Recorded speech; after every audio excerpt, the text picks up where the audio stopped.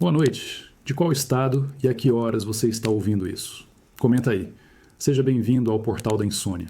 No começo de tudo, antes que o tempo fosse tempo e o mundo tivesse um nome, havia apenas o caos. Não imagine um lugar, mas um estado. Um imenso vazio sem forma, escuro, silencioso e desordenado. Era a matéria-prima do universo. Uma mistura de tudo e nada, onde não existia cima ou baixo, luz ou trevas. Apenas uma infinita e eterna possibilidade esperando para acontecer. Dessa vastidão primordial, sem qualquer ordem ou criador, as primeiras forças do cosmos começaram a surgir. Elas não nasceram, simplesmente passaram a existir. A primeira a se manifestar foi Gaia, a Terra. Ela era a base de tudo, o chão sólido e fértil, o alicerce sobre o qual toda a vida futura seria construída. Gaia era a Mãe Universal, o próprio corpo do mundo. Logo depois dela, outros seres primordiais emergiram do caos. Veio o Tártaro, um abismo tão profundo e sombrio que ficava muito abaixo da própria Terra, um lugar que mais tarde serviria como a prisão eterna para os maiores inimigos dos deuses. E também apareceu Eros, o amor, mas não um anjinho com arco e flecha que conhecemos. Este era o Eros primordial, a força irresistível da atração e do desejo, a energia cósmica que une os elementos para criar vida. Sem ele, o universo permaneceria estéril. Do caos também nasceram dois irmãos sombrios, Erebo, a personificação da escuridão, e Nyx, a deusa da noite. Juntos, eles preenchiam os cantos vazios do novo universo. Aos poucos, as peças fundamentais do cosmos estavam se encaixando. A terra firme, o abismo profundo, a força da criação e o véu da escuridão. O palco estava quase pronto. Sentindo-se incompleta, a própria Gaia, a Terra, gerou seus próprios companheiros. Primeiro, ela criou Ouranos, o céu estrelado, um manto azul e grandioso que a cobria por inteiro, um parceiro para ela. Depois, ela deu à luz as Órias, as montanhas altas e rochosas, e também Ponto, o mar salgado e sem ondas. Agora, o mundo tinha uma forma reconhecível. O céu abraçava a terra e o cenário estava montado para a chegada da primeira dinastia de deuses, uma família que traria ordem e conflito ao universo. É interessante pensar que, na origem de tudo, os gregos não imaginaram um criador onipotente, mas sim a própria terra como a primeira grande certeza. O chão sob nossos pés foi o começo de tudo. Talvez seja um lembrete sutil de que, não importa o quão alto a gente sonhe ou quão complexas sejam as histórias, tudo precisa de uma base sólida para começar. A união entre Gaia, a terra, e Ouranos, o céu, deu início à primeira dinastia divina. Ele a envolvia completamente, e dessa proximidade constante nasceram os primeiros deuses com formas e poderes. Os primeiros a surgir foram os 12 titãs, figuras grandiosas e imponentes como o oceano, o rio que abraçava o mundo, e Reia, que um dia se tornaria a grande mãe dos deuses do Olimpo. Eles eram a nobreza do cosmos, a imagem do poder e da perfeição. Mas a harmonia não durou. Depois dos titãs, Gaia deu à luz criaturas que Ouranos, o céu estrelado e belo, considerou aberrações. Primeiro vieram os cíclopes, gigantes fortes e habilidosos com um único olho brilhando no meio da testa. Depois, nasceram os hecatônquiros, seres ainda mais assustadores, com 100 braços e 50 cabeças cada um.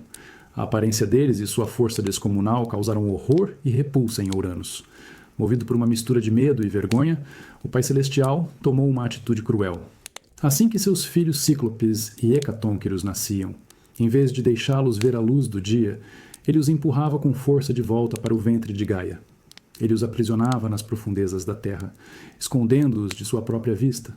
O céu, que deveria ser um protetor, havia se tornado um carcereiro, e a terra, a mãe, havia se tornado uma prisão. Imagine a dor de Gaia. Ela sentia o peso constante de seus filhos aprisionados se agitando dentro dela, uma dor física que não tinha fim. Mas pior era a dor emocional, a agonia de ver seu companheiro se transformar em um tirano e seus filhos, que ela amava, serem condenados a uma escuridão eterna. O abraço de Ouranos, que antes era amoroso, agora parecia um aperto sufocante. A terra, que era a fonte de toda a vida, agora era um lugar de sofrimento e confinamento. Com o passar do tempo, a tristeza de Gaia se transformou em uma raiva silenciosa e profunda. Ela não podia mais suportar a crueldade de Ouranos e a prisão de seus filhos. A Terra-mãe, que havia sido paciente por tanto tempo, decidiu que a tirania do céu precisava acabar. Nas profundezas de si mesma, ela começou a tramar uma vingança, uma rebelião que mudaria para sempre a ordem do universo. e daria início a um ciclo de traição entre pais e filhos. É impressionante como o medo do que é diferente pode levar à crueldade. Uranus, o pai do cosmos, não conseguiu amar o que não entendia. Em vez de aceitar seus filhos como eram, ele escolheu aprisioná-los e, com isso, plantou a semente de sua própria destruição. O primeiro grande conflito do universo não nasceu da ambição pelo poder, mas do medo diante do espelho de suas próprias criações. Cansada da tirania de Uranus e da prisão viva de seus filhos, Gaia decidiu que a opressão do céu precisava terminar. A dor da Mãe Terra se transformou em um plano de vingança. Das profundezas de si mesma, onde os metais mais duros repousam, ela forjou uma arma, uma grande foice de adamantino, um metal cinzento e quase indestrutível, com uma lâmina afiada o suficiente para ferir um deus primordial. Com a arma em mãos, Gaia reuniu seus filhos titãs, que ainda caminhavam livres sobre sua superfície. Ela lhes mostrou a foice e contou sobre seu plano para libertar seus irmãos e punir o pai. O medo, no entanto, silenciou a maioria deles. Desafiar o todo-poderoso Uranus parecia uma sentença de morte. Mas um deles, o mais jovem, não hesitou. Era Cronos, o titã do tempo, um deus astuto e ambicioso que guardava um profundo ressentimento pelo pai. Ele via naquela foice não apenas uma arma de vingança, mas a chave para o trono do universo. A armadilha foi montada. Naquela noite, quando Uranus desceu para se deitar sobre Gaia, cobrindo-a com seu manto estrelado, Cronos estava à espreita, escondido. No momento em que o pai estava mais vulnerável, o filho atacou. Com um movimento rápido e brutal, ele ergueu a foice de adamantino e castrou o próprio pai. O ato foi chocante, violento e, acima de tudo, definitivo. O reinado de Uranus havia terminado no instante em que a lâmina o tocou. Em uma agonia terrível, Uranus se afastou da terra para nunca mais tocá-la, criando para sempre o espaço que existe entre o céu e o chão. As gotas de seu sangue, ao caírem sobre Gaia, deram origem a seres terríveis como as Fúrias, entidades destinadas a punir os crimes familiares. O órgão decepado, atirado ao mar por Cronos, gerou uma espuma da qual nasceu Afrodite, a deusa do amor e da beleza, nascida de um ato de pura violência. O céu estava vazio e o trono agora pertencia a Cronos. A primeira sucessão de poder no cosmos foi, na verdade, um golpe. Um ato de traição de um filho contra o pai, motivado pela dor de uma mãe e pela ambição de um príncipe. Cronos se tornou o novo soberano, mas a maneira como ele conquistou o poder deixou uma mancha sombria em seu reinado, estabelecendo um precedente perigoso. Ele não quebrou o ciclo de violência, apenas o reiniciou com ele mesmo no centro. Com Cronos no poder, o universo entrou em uma nova fase conhecida como a Era de Ouro. Os titãs governavam e a Terra parecia generosa e pacífica. Ele se casou com sua irmã, a Titânide Reia, e juntos reinaram sobre um cosmos que, na superfície, parecia ter encontrado a estabilidade. Mas essa tranquilidade era uma ilusão. O novo rei era assombrado pela forma como chegou ao poder, pela violência e pela traição contra o próprio pai. A sombra do seu passado se transformou em uma profecia aterrorizante, sussurrada por seus pais derrotados, Gaia e Uranus. Eles o avisaram que o destino se repetiria. Assim como ele destronou seu pai, um de seus próprios filhos nasceria para derrubá-lo. Essa maldição se tornou o centro de sua existência. O medo, a mesma emoção que tornou Uranus um tirano, começou a corroer Cronos. Ele ficou obcecado em controlar o futuro, em impedir que o ciclo que ele mesmo iniciou o tornasse uma vítima. A profecia logo foi posta à prova. Reia deu à luz sua primeira filha, Hestia. Mas para Cronos, aquele bebê não era uma filha, e sim a personificação de sua queda. Dominado pela paranoia, ele a tomou dos braços da mãe e a engoliu inteira. Ele a aprisionou na escuridão de seu próprio corpo, acreditando que, se seus filhos não existissem no mundo, a profecia não poderia se cumprir. O desespero de Reia ecoou pelo palácio, mas o rei dos titãs estava cego pelo medo. Esse ato horrível se tornou um padrão. Após Hestia, nasceram Deméter, Hera, Hades e Poseidon. Um por um, cada filho era recebido no mundo apenas para ser devorado pelo pai. Para Cronos, era um ato desesperado de autopreservação, uma forma de parar o tempo e evitar seu destino. Para Reia, era uma tortura sem fim. Ela gerava vida, sentia na esperança de ser mãe, apenas para ver seus filhos desaparecerem em um ritual de crueldade. Quando descobriu que estava grávida pela 6ª vez, Reia decidiu que não seria mais uma vítima passiva. A dor acumulada se transformou em uma determinação fria. Ela não permitiria que mais um filho tivesse o mesmo destino. Secretamente, ela procurou a ajuda de sua mãe, Gaia. que entendia perfeitamente a agonia de ter os filhos aprisionados por um marido cruel. Juntas, mãe e avó, unidas pela mesma ferida, começaram a traçar um plano para enganar o rei dos titãs e salvar a última criança, o filho que finalmente cumpriria a profecia. É irônico pensar que Cronos, o titã que governava o tempo, se tornou um prisioneiro do futuro. Em sua tentativa desesperada de escapar do destino, ele acabou criando as condições exatas para que ele acontecesse. Às vezes, o caminho que escolhemos para fugir de algo é justamente o que nos leva direto para o nosso encontro marcado com ele. Determinada a quebrar o ciclo de horror, Rhea sabia que sua sexta gravidez teria um desfecho diferente. A dor de ter perdido 5 filhos para a paranoia do marido havia se transformado em uma coragem fria e calculista. Ela não seria mais a mãe que chorava em silêncio. Ela seria a mãe que lutaria com as armas que tinha. Em segredo, ela viajou até a ilha de Creta buscando o conselho de sua mãe, Gaia, que conhecia bem a dor de ter os filhos aprisionados por um marido cruel. Ali, no coração da terra, as duas deusas, avó e mãe, traçaram um plano baseado não na força, mas na astúcia. Gaia instruiu a filha a dar à luz secretamente em uma caverna isolada no Monte Ida, em Creta. E assim foi feito. Longe dos olhos do pai, nasceu o 6º filho, um menino forte e saudável, a quem Rhea chamou de Zeus. O choro do bebê, que poderia denunciar sua existência, era abafado pelo som dos curetes, espíritos guardiões que batiam suas lanças contra os escudos para enganar os ouvidos do rei dos titãs. O plano, no entanto, tinha uma segunda parte, a mais arriscada de todas. Após esconder Zeus em segurança, Rhea retornou ao palácio de Cronos. Em vez de apresentar um bebê, ela trazia um objeto curioso nos braços.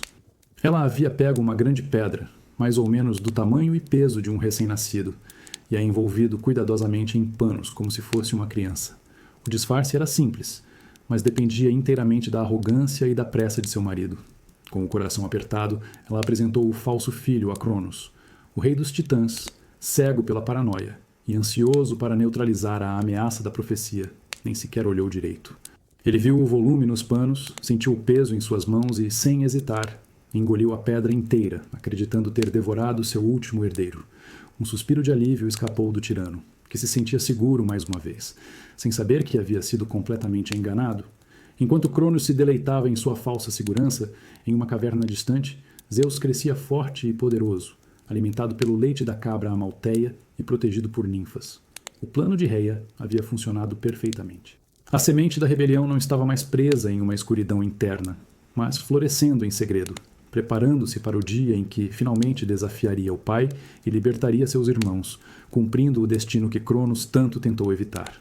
É impressionante como a maior fraqueza de um tirano muitas vezes é a sua própria certeza. Cronos estava tão convencido de seu poder e de seu medo que não conseguiu enxergar o óbvio.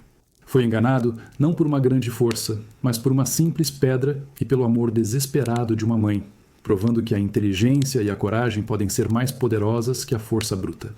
Já adulto e ciente de seu destino, Zeus sabia que não poderia enfrentar Cronos e os outros titãs sozinho. Ele precisava de seus irmãos e irmãs, os deuses que viviam aprisionados dentro do pai. Com a ajuda de Metis, uma titânide conhecida por sua sabedoria e prudência, ele traçou um plano. Disfarçado, Zeus conseguiu servir a Cronos uma poção que o faria vomitar. O efeito foi imediato e violento. Primeiro, o rei dos titãs cuspiu a pedra que havia engolido anos atrás. E depois, um a um, em ordem inversa a que foram devorados, seus filhos emergiram já adultos e poderosos. Poseidon, Hades, Hera, Deméter e Héstia. Estavam finalmente livres e prontos para a vingança. A libertação dos deuses marcou o início da guerra mais devastadora que o universo já havia visto. A titanomaquia, a guerra entre titãs e deuses. De um lado, Cronos e a maioria dos titãs, representando a velha ordem, lutavam do alto do Monte Ótris. Do outro, Zeus e seus irmãos recém-libertos, a nova geração, estabeleceram sua base no Monte Olimpo. Por 10 longos anos, a batalha se arrastou. O cosmos tremeu com o choque de poderes divinos, a terra gemia, os mares ferviam, mas nenhum dos lados conseguia uma vantagem definitiva. Era um impasse brutal. Percebendo que a força bruta não seria suficiente, Zeus lembrou-se de um conselho de sua avó, Gaia. Havia outros filhos dela, outros aliados poderosos que ainda estavam aprisionados nas profundezas do Tártaro, esquecidos por Cronos. Zeus desceu ao abismo e libertou os parentes que seu pai e seu avô tanto temiam. os ciclopes, os gigantes de um olho só, e os hecatônquiros, os monstros de 100 braços. A gratidão desses seres colossais seria a chave para a vitória. Como forma de agradecimento, os ciclopes, que eram mestres ferreiros, forjaram para os novos líderes armas de poder incomparável. Para Zeus, eles criaram o raio, a arma mais temida do universo. Para Poseidon, deram o tridente capaz de abalar a terra e os mares. E para Hades, criaram o elmo da invisibilidade, que lhe permitia andar entre os inimigos sem ser visto. Os hecatônquiros, por sua vez, se juntaram à batalha com sua força avassaladora, arremessando centenas de rochas ao mesmo tempo contra as fileiras dos titãs. Com as novas armas e os novos aliados, a maré da guerra virou de forma decisiva. O poder combinado dos deuses olímpicos, dos ciclopes e dos hecatônquiros era simplesmente esmagador. Após uma batalha final cataclísmica, os titãs foram derrotados. Cronos e seus seguidores foram acorrentados e lançados no Tártaro, a mesma prisão escura de onde Zeus havia libertado seus aliados.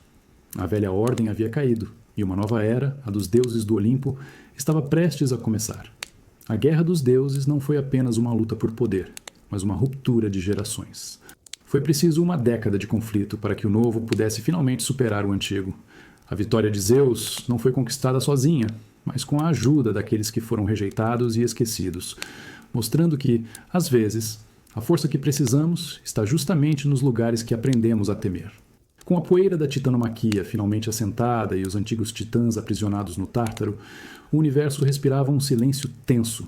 A velha ordem havia sido destruída, mas a nova ainda não estava estabelecida. A grande questão agora era: quem governaria o quê? Zeus, Poseidon e Hades, os três irmãos vitoriosos, eram todos deuses de imenso poder. Uma disputa entre eles poderia facilmente mergulhar o cosmos em outra guerra devastadora, talvez até pior que a anterior. A lógica da força daria o poder supremo a Zeus, o líder da rebelião. A tradição da primogenitura, ou seja, o direito do filho mais velho, favoreceria Hades.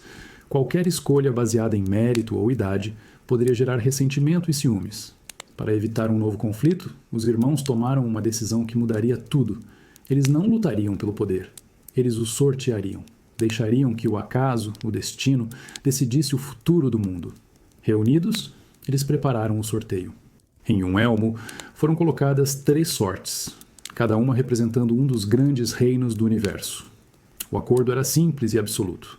Cada irmão aceitaria o domínio que a sorte lhe entregasse, sem questionar. Era uma aposta de confiança, um pacto para garantir que a paz recém-conquistada não fosse quebrada pela ambição familiar. A tensão no ar era palpável, enquanto eles se aproximavam para selar seus destinos. Zeus, o mais jovem, foi o primeiro a tirar a sua sorte. O destino lhe entregou o domínio sobre os céus, o ar e as nuvens, fazendo dele o soberano do Monte Olimpo e o rei supremo de todos os deuses imortais. Em seguida, Poseidon retirou a sua sorte e se tornou o mestre dos mares, governando os oceanos, os rios e todas as criaturas das águas. Por último, restou Hades. Para o irmão mais velho, coube o reino mais temido e misterioso, o mundo inferior, o vasto e silencioso domínio subterrâneo para onde iam as almas dos mortos. A Terra em si, o domínio original de Gaia, não foi dividida. Ela permaneceria como um território neutro, um palco comum onde deuses, e mais tarde os humanos, viveriam suas histórias, embora sempre sob a vigilância de Zeus, o Rei dos Céus. Assim, a nova ordem cósmica foi estabelecida, não pela força, mas pela sorte. Cada irmão tinha seu reino, suas responsabilidades e seu poder. O universo finalmente tinha seus novos governantes. É curioso pensar que a fundação de todo o poder olímpico, uma estrutura que duraria milênios, foi decidida por um jogo de azar. Em vez de lutar pela coroa, os irmãos escolheram confiar no acaso para evitar uma nova guerra. Talvez seja uma lição de que, às vezes, a decisão mais sábia não é a mais forte, mas aquela que preserva a união, mesmo que isso signifique aceitar um destino que você não escolheu. Com a sorte lançada, a nova arquitetura do poder estava definida. Não havia mais um único rei supremo, mas 3 irmãos, cada um soberano em seu próprio domínio. Essa divisão não era apenas geográfica. Ela moldaria a personalidade e o destino de cada um deles, criando a base para todas as histórias que viriam a seguir. Os reinos não eram apenas lugares, mas extensões de quem eles eram. Zeus, como rei dos deuses, estabeleceu sua corte no topo do Monte Olimpo, um lugar tão alto que suas nuvens tocavam o céu e se escondiam dos olhos mortais. De seu trono luminoso, ele governava com autoridade, empunhando o raio como símbolo de seu poder e de sua justiça. Seu reino era o da luz, da ordem e da vigilância. Ele era o Pai, o juiz e o protetor, o Deus que via tudo do alto, mantendo o equilíbrio precário entre os deuses e a humanidade que estava prestes a nascer. Abaixo dele, Poseidon reinava sobre o vasto e imprevisível império dos mares. Seu palácio de corais e gemas se escondia nas profundezas, um reino de beleza e perigo. Com seu tridente, ele não apenas controlava as ondas, mas também podia abalar a própria terra, causando terremotos. Seu domínio era o do movimento, da paixão e da fúria. Ele era tão mutável quanto o oceano, ora calmo e sereno, ora tempestuoso e destrutivo, um reflexo das forças indomáveis da natureza. E nas profundezas da terra, no reino mais silencioso e temido, governava Hades. É importante entender que ele não era um deus do mal, nem o responsável pela morte. Ele era o guardião do mundo inferior, o administrador justo, mas inflexível, do destino final de todas as almas. Seu reino era sombrio, um lugar de sombras e ecos, mas também de uma ordem imutável. Rico com os minérios e as pedras preciosas da terra, Hades era um rei solitário e recluso, cujo trabalho era garantir que os mortos permanecessem mortos, mantendo a fronteira sagrada entre a vida e o além. Os três irmãos, embora governassem reinos separados, estavam para sempre ligados pelo sorteio que definiu suas vidas. Um no céu, outro no mar e o terceiro no submundo. Cada um com seu poder, suas responsabilidades e sua solidão. A Terra era o único lugar onde seus caminhos poderiam se cruzar. O palco neutro onde suas vontades e as de suas irmãs entrariam em conflito e harmonia. É curioso como o lugar que nos é dado no mundo pode, aos poucos, se tornar a definição de quem somos. Para os três grandes deuses, o reino que lhes coube por sorte não foi apenas uma herança, mas o próprio molde de suas existências, mostrando que, às vezes, o nosso domínio nos define tanto quanto nós o definimos. Com Zeus estabelecido como o rei dos deuses, o Monte Olimpo precisava de uma rainha. A escolha era natural e poderosa. Sua irmã era. Ela não era apenas uma deusa de beleza majestosa, mas também a personificação da realeza, da ordem e da estabilidade. Um casamento entre os dois soberanos não seria só uma união, mas a própria fundação de uma nova dinastia divina, um símbolo de poder e permanência para todo o cosmos. A conquista, no entanto, não foi imediata. Hera, orgulhosa e ciente de seu valor, resistiu às investidas do irmão por um bom tempo. Para finalmente convencê-la, Zeus recorreu a um truque que misturava astúcia e vulnerabilidade. Ele se transformou em um pequeno pássaro, um cuco ferido que tremia de frio durante uma tempestade. Com pena daquela criatura frágil, Hera o pegou e o aninhou em seu peito para aquecê-lo. Nesse instante de compaixão, Zeus revelou sua verdadeira forma e a tomou como sua. O casamento que se seguiu foi o evento mais espetacular que o universo já havia testemunhado. Como deusa do matrimônio, da família e do parto, Hera era a guardiã sagrada da união conjugal. Seu casamento com o rei dos deuses deveria ser o modelo perfeito, o exemplo máximo de lealdade e respeito. Ela levava seu papel com uma seriedade absoluta, esperando que sua relação com Zeus fosse a base sólida sobre a qual o Olimpo seria governado. Mas a realidade que a esperava era uma distorção cruel desse ideal. Zeus, o rei do universo, também era um deus de apetites insaciáveis. A fidelidade simplesmente não fazia parte de sua natureza. Logo, ele iniciou sua infindável série de casos amorosos com outras deusas, com ninfas dos bosques e rios e, principalmente, com mulheres mortais. Ele usava de todos os truques e disfarces para satisfazer seus desejos, deixando um rastro de filhos, semideuses pela terra, e um rastro de humilhação no trono ao seu lado. Para Hera, cada traição era mais do que uma dor pessoal. Era uma afronta direta à sua honra, ao seu domínio e à própria instituição que ela protegia. O amor e a dignidade que ela esperava de seu casamento foram se corroendo, transformando-se em um ciúme amargo e implacável. Incapaz de punir diretamente o todo-poderoso Zeus, ela canalizou sua fúria para alvos mais fáceis, as amantes de seu marido, e com uma crueldade ainda maior, os filhos inocentes que nasciam dessas uniões. A rainha do Olimpo se tornou a grande perseguidora dos heróis. É uma das ironias mais trágicas da mitologia. A deusa responsável por proteger a santidade do casamento foi condenada a viver no mais disfuncional de todos. Seu poder era imenso, mas no seu próprio lar, ela era impotente para garantir a única coisa que mais prezava: a fidelidade. Assim, a rainha do céu se tornou também a rainha do ciúme, uma figura complexa cuja dor se transformou em uma força destrutiva que moldaria incontáveis mitos. A fúria de Hera, nascida da humilhação e da traição, não podia ser contida. Incapaz de se vingar diretamente de Zeus, o rei todo-poderoso, ela transformou seu ciúme em uma força metódica e implacável. Sua vingança se tornou um projeto de vida, uma caçada sem fim, que mirava não apenas as amantes de seu marido, mas principalmente os filhos que resultavam dessas uniões. Cada criança era um lembrete vivo da infidelidade dele e de sua própria dor. A perseguição era criativa e cruel. Quando a Titâne de Leto estava grávida de Apolo e Ártemis, Hera decretou que nenhuma terra firme, banhada pelo sol, ousava acolhê-la para o parto. Desesperada, Leto vagou pelo mundo, rejeitada por todos os lugares, até encontrar a ilha flutuante de Delos, um pedaço de terra que não estava preso ao fundo do mar e, portanto, não desobedeceu à ordem da rainha. Foi ali, em uma ilha instável, que os dois grandes deuses finalmente puderam nascer, já marcados pela fúria da rainha. Com as mortais, a vingança podia ser ainda mais pessoal e psicológica. Foi o caso de Semele, uma princesa de Tebas que esperava um filho de Zeus.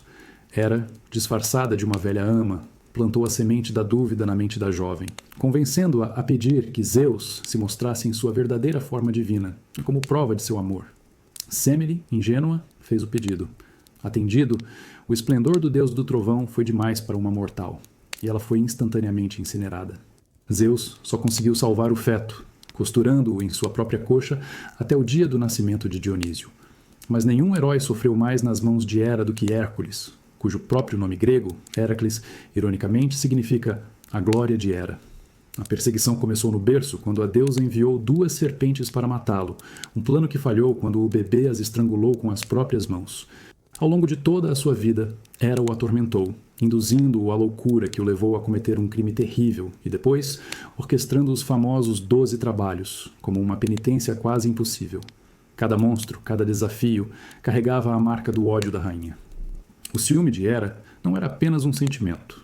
Tornou-se uma força da natureza, uma presença constante e ameaçadora nas histórias de deuses e heróis.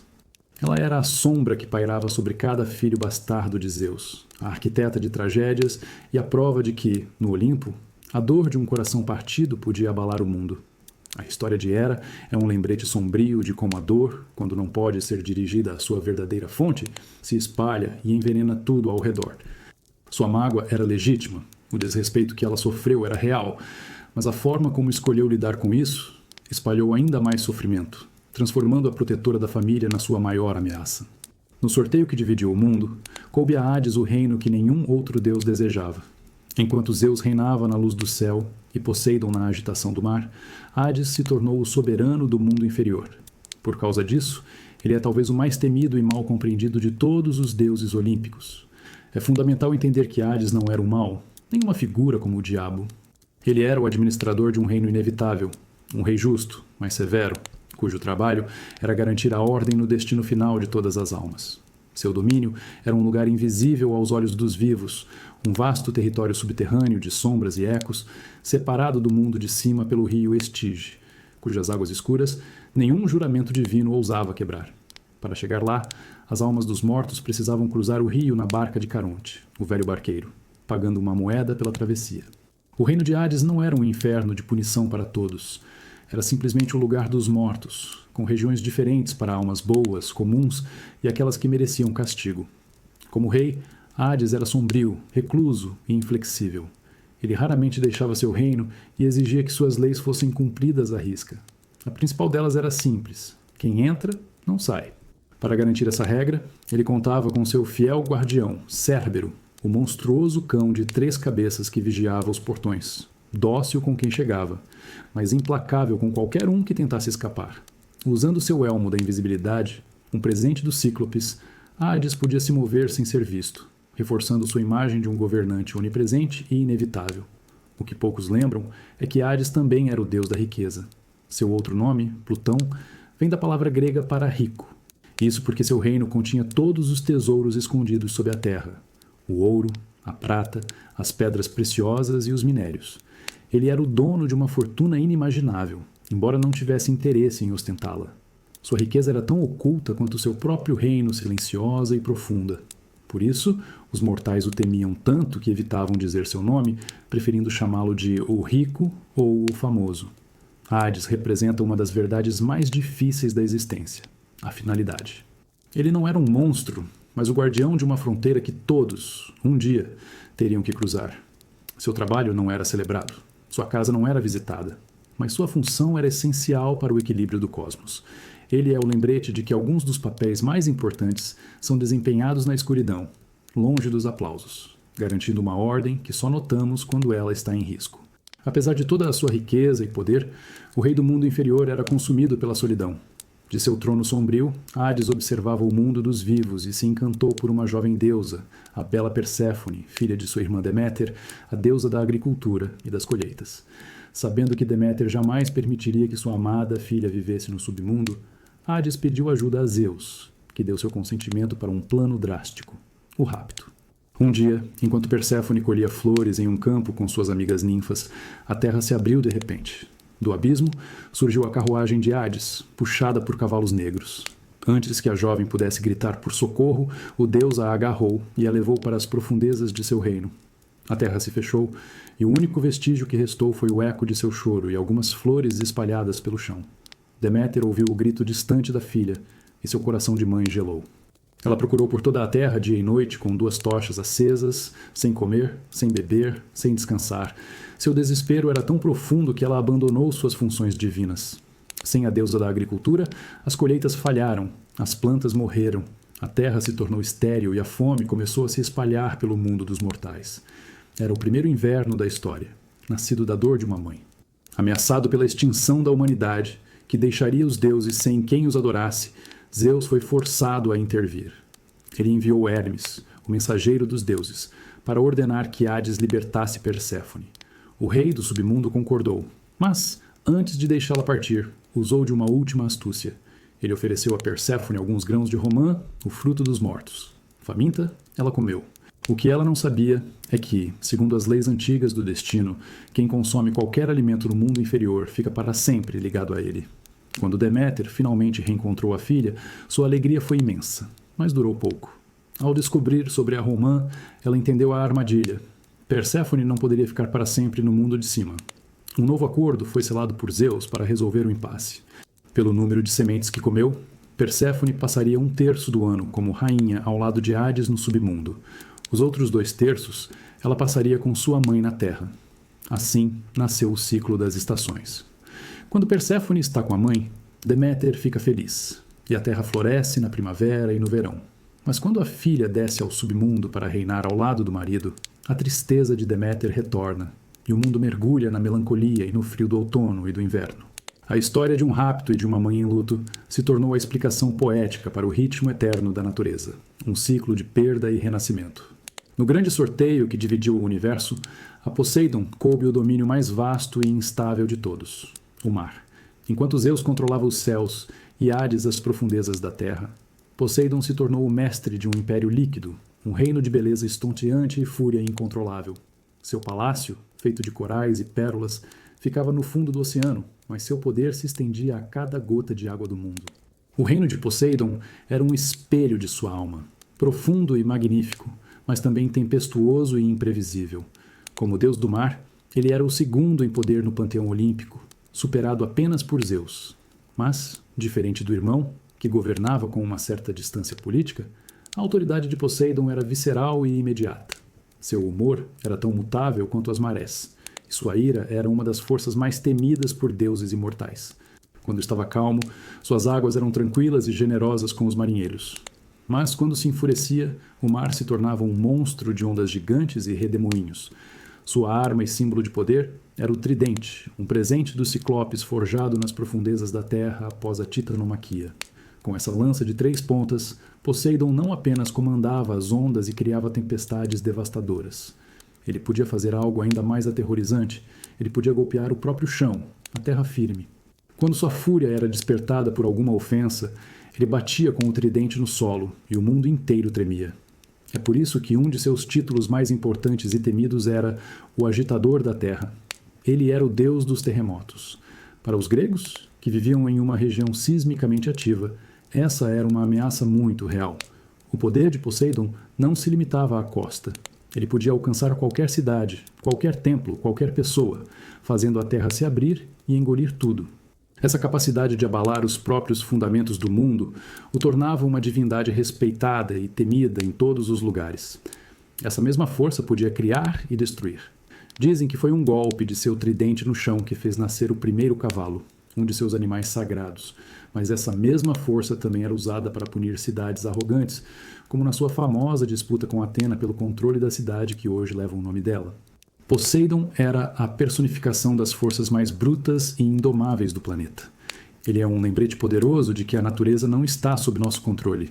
Para os antigos, Poseidon era a prova viva de que a estabilidade que sentimos sob nossos pés é uma ilusão frágil, sempre à mercê da vontade de um deus temperamental.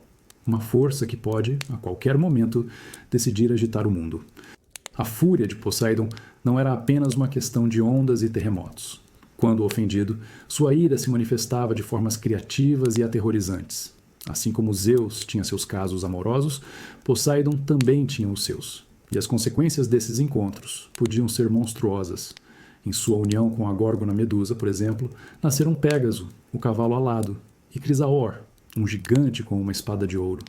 Após Medusa ser decapitada, o deus se enfureceu, e essa ira contribuiu para sua reputação de ser implacável. Mas sua vingança mais famosa muitas vezes envolvia a criação de monstros marinhos para punir os mortais que o desafiavam.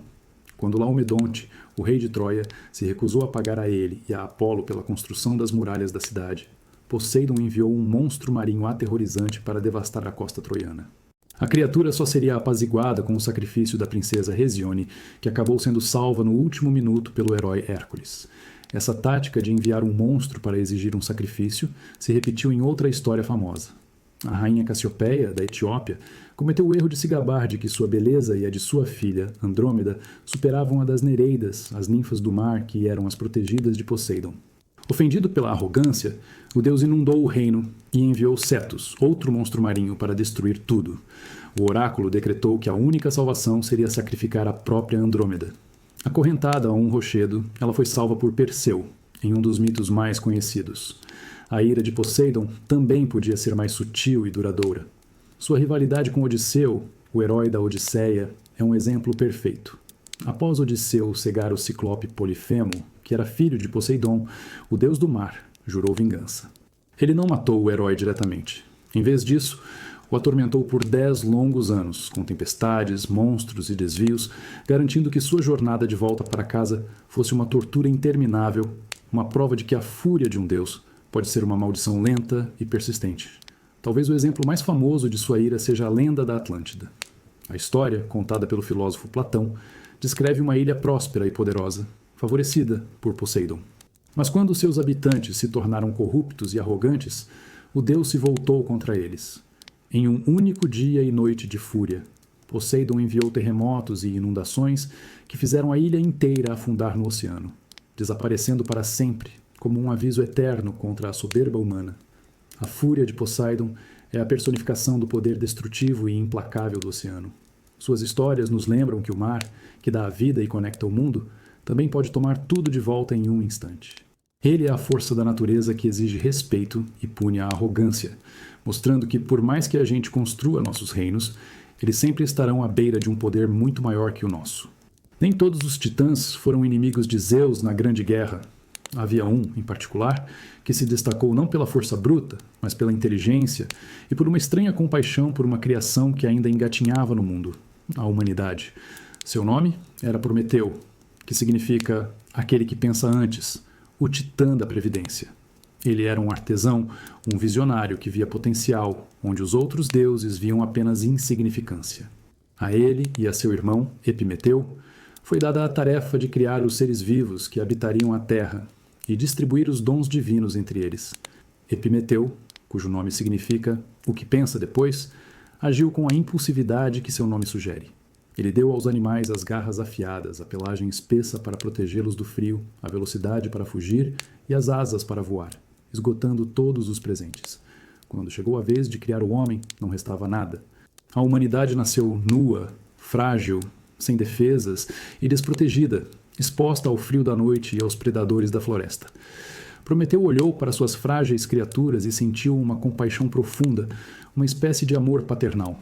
Ele sabia que, para sobreviverem e terem alguma chance de prosperar, eles precisavam de uma vantagem, algo que os deuses guardavam egoisticamente para si mesmos no Olimpo: o fogo. O fogo não era apenas calor, era a ferramenta que permitiria forjar metais, cozinhar alimentos, iluminar a escuridão e, acima de tudo, afugentar as feras. Era a centelha da civilização. Desafiando a ordem expressa de Zeus, que via os humanos com desconfiança e preferia mantê-los fracos, Prometeu traçou um plano ousado. Ele subiu sorrateiramente ao Monte Olimpo. Lá, em segredo, ele acendeu um pedaço de funcho, uma planta com um caule oco perfeito para transportar uma brasa sem levantar suspeitas, na forja do deus ferreiro Hefesto, ou, em algumas versões, na própria carruagem do Sol. Com a chama divina escondida, ele desceu à terra e a entregou aos homens. A chegada do fogo foi um divisor de águas. Os humanos, que antes se encolhiam em cavernas escuras, agora tinham a luz para guiá-los e o calor para aquecê-los. Eles aprenderam a transformar o barro em cerâmica e o minério em ferramentas. O fogo lhes deu poder sobre o ambiente e acendeu em suas mentes as chamas da arte, da ciência e da comunidade. Prometeu não lhes deu apenas uma chama, ele lhes deu a autonomia. Prometeu sabia que seu ato de generosidade era também um ato de rebelião suprema contra o rei dos deuses. Ele pagaria um preço terrível por sua desobediência, mas, em sua mente previdente, o futuro e o potencial da humanidade valiam mais do que sua própria segurança. É um pensamento forte que o maior presente já dado aos mortais não nasceu de uma ordem divina, mas de um ato de desafio movido pelo afeto. Do alto do Olimpo, Zeus viu o que Prometeu havia feito. A fumaça que subia das aldeias humanas, o brilho das fogueiras na escuridão da noite, tudo aquilo não era apenas um sinal de progresso. Para o rei dos deuses, era um sinal de desafio, um ato de traição que não poderia ficar impune. A humanidade, que ele via com desdém, agora tinha em mãos o poder dos deuses, a centelha da civilização. E a fúria de Zeus foi monumental. A vingança dele não seria rápida. Seria calculada, cruel e, acima de tudo, eterna, um espetáculo para que todo o universo visse o preço da desobediência. Ele ordenou que Hefesto, o deus ferreiro, forjasse correntes inquebráveis. Com a ajuda de Kratos, a força e Bia, a violência, Prometeu foi arrastado para os confins da terra, até as montanhas desoladas do Cáucaso. Lá, ele foi acorrentado a um rochedo, de pé, exposto aos ventos gelados e ao sol escaldante sem descanso. Mas o acorrentamento era apenas o começo do tormento. Todos os dias, pontualmente ao amanhecer, uma águia gigante, a ave de rapina de Zeus, descia dos céus. Ela pousava sobre o titã indefeso, e com seu bico afiado, rasgava sua carne e devorava seu fígado. A agonia era excruciante, uma tortura diária que parecia não ter fim. E, de fato, não tinha. Como Prometeu era imortal, seu corpo se curava. Durante a escuridão da noite, seu fígado se regenerava completamente, ficando inteiro e pronto para o dia seguinte. A dor cessava por algumas horas, apenas para recomeçar com a chegada da águia na manhã seguinte. Dia após dia, século após século, o ciclo se repetia. A tortura, a cura, a espera e a tortura novamente. Era uma punição perfeitamente projetada para quebrar o espírito de um imortal. O castigo de Prometeu não era apenas pelo roubo do fogo. Era uma punição por seu amor pela humanidade, por ter ousado ver potencial em criaturas que Zeus considerava frágeis e insignificantes. Era uma mensagem brutal e clara para qualquer um, Deus ou Titã, que pensasse em desafiar a autoridade do rei do Olimpo. No entanto, mesmo em sua agonia, Prometeu não se curvou. Sua história se tornou um símbolo poderoso de resistência contra a tirania. Ele é o mártir que sofreu, não por um crime egoísta, mas por um ato de compaixão. Seu tormento eterno nos lembra do preço terrível da rebeldia, mas também da força incrível que pode existir em um espírito que se recusa a ser quebrado, mesmo quando o corpo é feito prisioneiro. A vingança de Zeus contra Prometeu foi pessoal e brutal, mas o rei dos deuses sabia que punir apenas o Titã não era o suficiente. Sua fúria também se voltou contra a criação amada por Prometeu, a humanidade. Se o fogo havia sido um presente para elevar os mortais, Zeus lhes enviaria um presente para garantir sua queda. Sua vingança não viria na forma de um monstro ou de uma praga, mas de algo muito mais sutil e belo. Ele decidiu criar a primeira mulher. Sob as ordens de Zeus, o deus ferreiro Hefesto moldou uma figura de argila, dando a ela a forma de uma deusa, uma beleza de tirar o fôlego. Mas ela era mais do que um corpo perfeito. Ela era um projeto colaborativo dos deuses do Olimpo, cada um contribuindo com um dom para torná-la irresistível e perigosa. Atena lhe deu o dom da tecelagem e a vestiu com roupas magníficas. Afrodite derramou sobre ela a graça e o poder da sedução. Hermes, o mensageiro astuto, colocou em seu peito uma mente traiçoeira e uma natureza curiosa. Ela foi chamada de Pandora, que em grego significa todos os dons, pois cada deus lhe havia dado algo. Ela era, na aparência, a perfeição, mas em sua essência era uma armadilha, uma bela desgraça, um mal disfarçado de presente.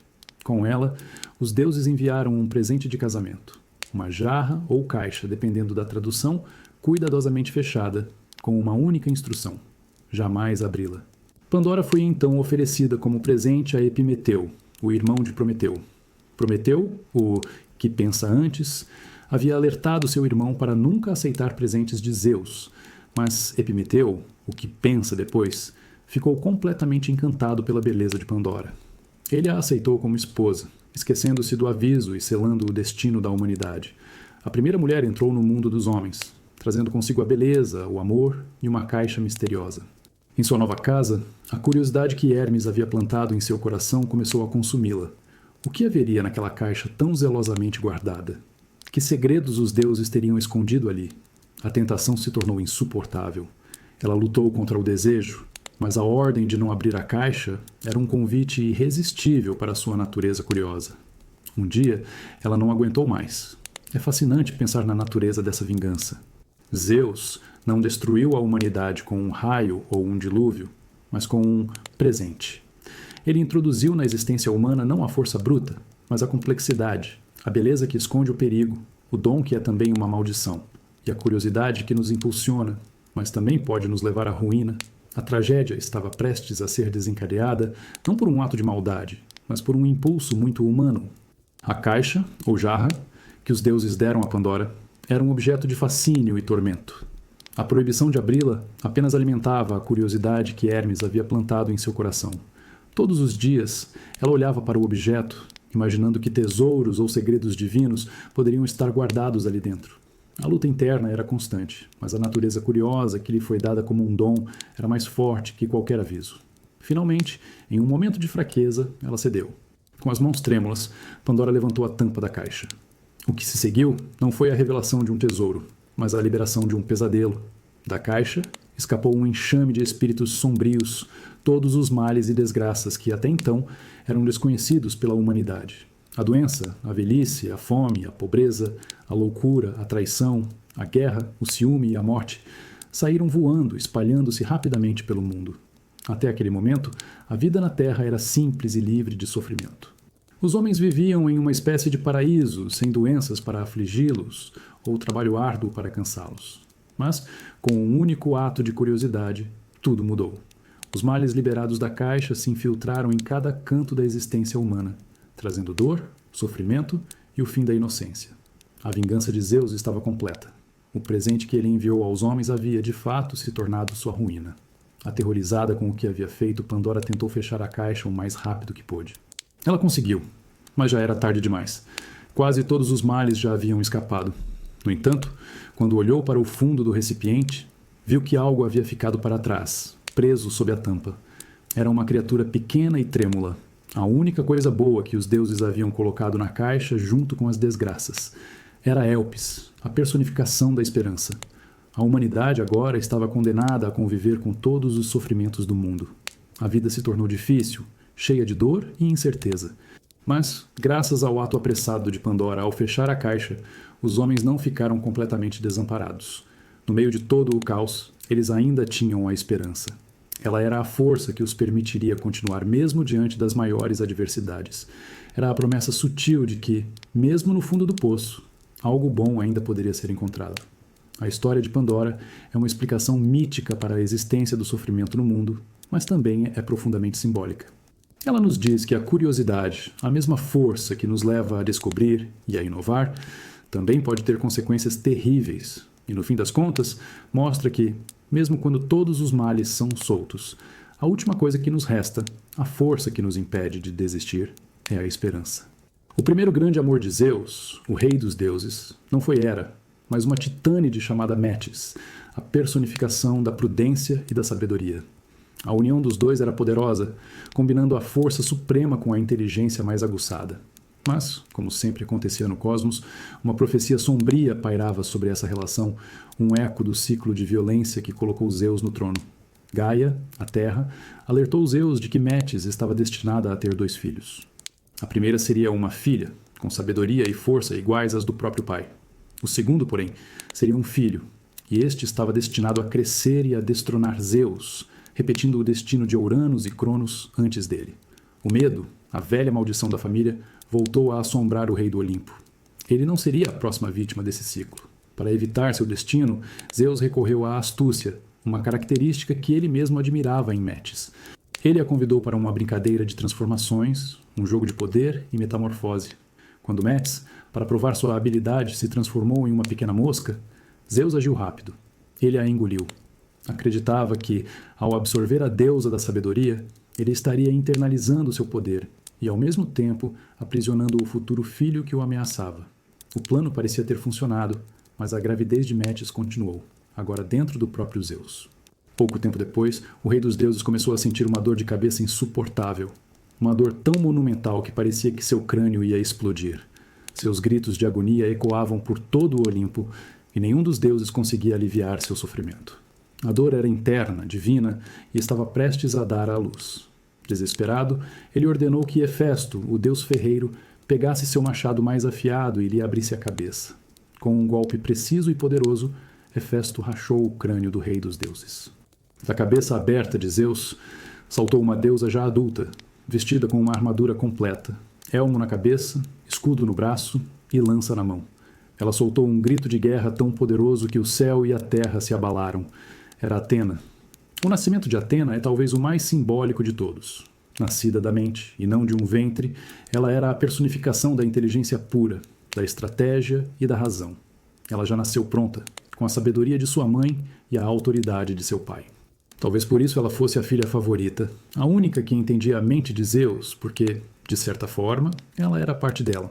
Atena, a deusa nascida da mente de Zeus, era uma divindade de muitas facetas. Ela era a deusa da sabedoria, da estratégia em batalha, das artes e do artesanato. Mas, acima de tudo, ela era uma protetora. E não havia lugar que ela desejasse proteger mais do que uma certa cidade na região da Ática. O problema é que seu tio, Poseidon, o poderoso deus dos mares, também queria essa cidade para si. Uma disputa entre 2 dos deuses mais poderosos do Olimpo estava prestes a começar. Para evitar um conflito violento, os deuses decidiram que a disputa seria resolvida com uma competição. Cada um dos 2 deuses deveria oferecer um presente à cidade, e seus habitantes, liderados pelo rei Cécrope, escolheriam qual presente era mais útil, e portanto qual divindade seria sua padroeira. Era uma batalha não de força, mas de valor, de inteligência e de compreensão das necessidades humanas. Poseidon foi o primeiro. Com toda a sua força imponente, ele bateu com seu tridente no chão da Acrópole, a colina rochosa que dominava a cidade.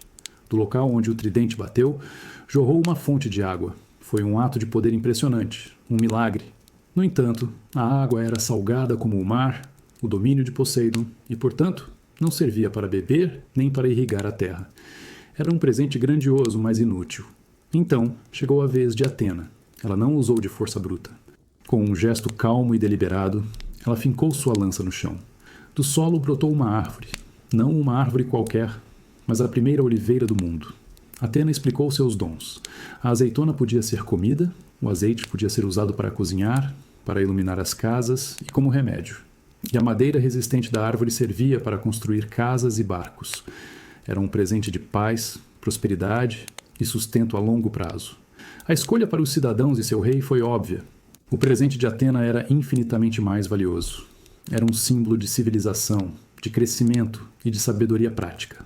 A cidade, em gratidão, escolheu a deusa como sua protetora e foi batizada em sua homenagem, Atenas. A oliveira que ela plantou na Acrópole se tornou sagrada, um símbolo eterno da cidade e de sua deusa padroeira. Essa disputa nos mostra a diferença fundamental entre 2 tipos de poder. O poder de Poseidon era bruto, impressionante e imediato, como uma tempestade. Já o poder de Atena era sutil, estratégico e duradouro, como uma árvore que leva tempo para crescer. mas que oferece seus frutos por gerações. No fim, a cidade escolheu a sabedoria que nutre em vez da força que apenas impressiona. No panteão grego, havia 2 deuses da guerra, mas eles não poderiam ser mais diferentes. De um lado, tínhamos Atena, a deusa da estratégia, da sabedoria e da batalha justa. Do outro, tínhamos seu meio-irmão, Ares. Ele era a personificação do aspecto mais sombrio e visceral da guerra. A violência pura, a sede de sangue e o caos desenfreado. Ares não lutava por uma causa ou por honra. Ele lutava pelo prazer da matança. Filho legítimo de Zeus e Hera, Ares era a antítese de tudo o que os gregos, especialmente os atenienses, valorizavam. Ele não era um estrategista brilhante nem um herói nobre. Era impulsivo, agressivo e brutal. O que o movia era o barulho das espadas, os gritos dos feridos e o cheiro de sangue.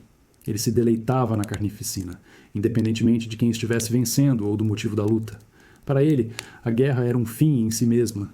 Por causa dessa natureza selvagem, Ares era um dos deuses menos amados do Olimpo. Na verdade, ele era amplamente desprezado. Seus próprios pais não escondiam o desgosto que sentiam por ele. Em um dos poemas de Homero, Zeus chega a dizer que Ares é o mais odioso de todos os deuses que vivem no Olimpo, afirmando que ele só se interessa por discórdia, guerra e batalhas. Ele não era um deus a ser admirado, mas a ser temido e, se possível, evitado. E ele nunca ia para a batalha sozinho. Sua presença no campo de guerra era anunciada por um séquito de horrores. Ao seu lado, cavalgavam seus filhos com a deusa Afrodite, Deimos, o terror, e Fobos, o medo. Muitas vezes ele também era acompanhado por Eris, a deusa da discórdia. Juntos, eles formavam uma força que não buscava a vitória, mas a aniquilação, espalhando pânico e confusão por onde passavam. Apesar de toda a sua ferocidade, Ares não era invencível, longe disso. Durante a Guerra de Troia, ele foi ferido mais de uma vez, e não por um deus, mas por um herói mortal, Diomedes, que foi ajudado por Atena. Ao sentir a dor, o grande deus da guerra gritou como 10.000 homens e fugiu do campo de batalha para se queixar a Zeus, que o repreendeu por seu comportamento. Ele era o valentão do panteão, barulhento e ameaçador, mas sem a resiliência ou a honra de um verdadeiro guerreiro. Ares nos lembra de uma verdade desconfortável sobre o conflito. A guerra raramente é sobre glória ou estratégia, como nos contos heróicos. Mais frequentemente, ela é exatamente o que Ares representa: o caos, a dor e a brutalidade sem sentido. Ele não é o deus do soldado vitorioso, mas sim o deus da própria violência que consome tudo no campo de batalha.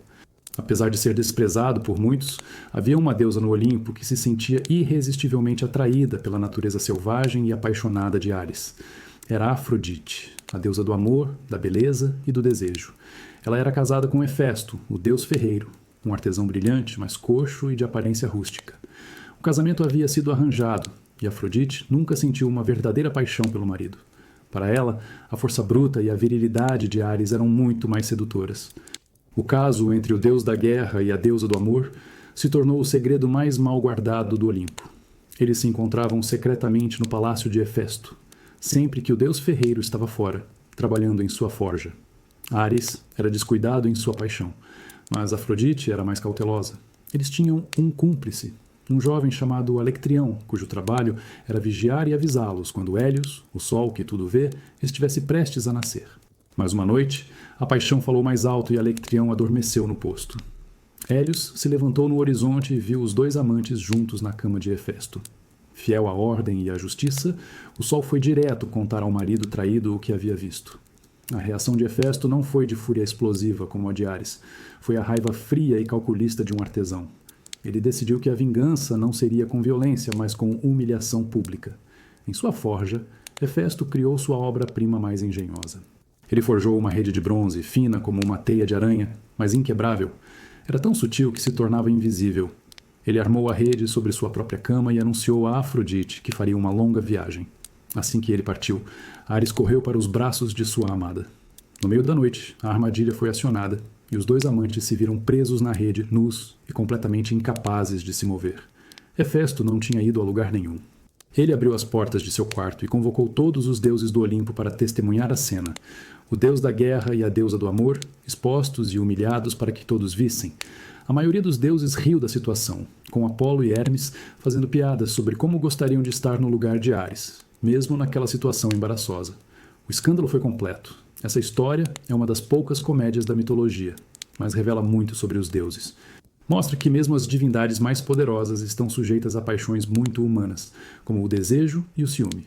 E nos ensina que a vingança mais eficaz nem sempre é a mais violenta, mas sim aquela que atinge o adversário em seu ponto mais fraco, o orgulho.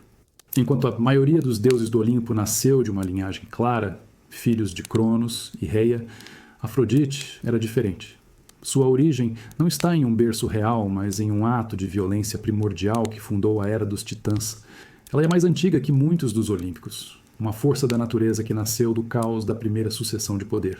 Sua história começa no momento em que Cronos usou a foice para castrar seu pai, Ouranos, o céu. Ao atirar os restos do pai no mar, uma espuma branca e densa, chamada de afros em grego, começou a se formar na água, e foi dessa espuma marinha, nascida da união da violência celestial com a fertilidade do oceano, que emergiu a deusa mais bela e irresistível que o universo já vira, Afrodite. Empurrada suavemente pelos Zéfiros, os ventos do oeste, ela flutuou sobre as ondas em uma grande concha de vieira, chegando à costa da ilha de Chipre. Sua beleza era tão avassaladora que, por onde ela pisava, a grama seca florescia e as flores desabrochavam. As horas, deusas das estações, a receberam, a vestiram com trajes divinos e a levaram para o Monte Olimpo. Sua chegada causou um alvoroço. Todos os deuses, sem exceção, ficaram cativados por sua graça e desejaram tê-la como esposa. O poder de Afrodite não era o do trovão, como o de Zeus, nem o da guerra, como o de Ares. Seu domínio era muito mais sutil e, talvez por isso, ainda mais poderoso. Ela era a deusa do amor, da beleza, do desejo, da paixão e da fertilidade. Com seu cinturão mágico, um artefato que a tornava irresistível, ela podia inflamar o coração de deuses e mortais, levando-os a atos de amor sublime ou de loucura desesperada. Ninguém estava imune à sua influência. Essa força, no entanto, era uma faca de dois gumes.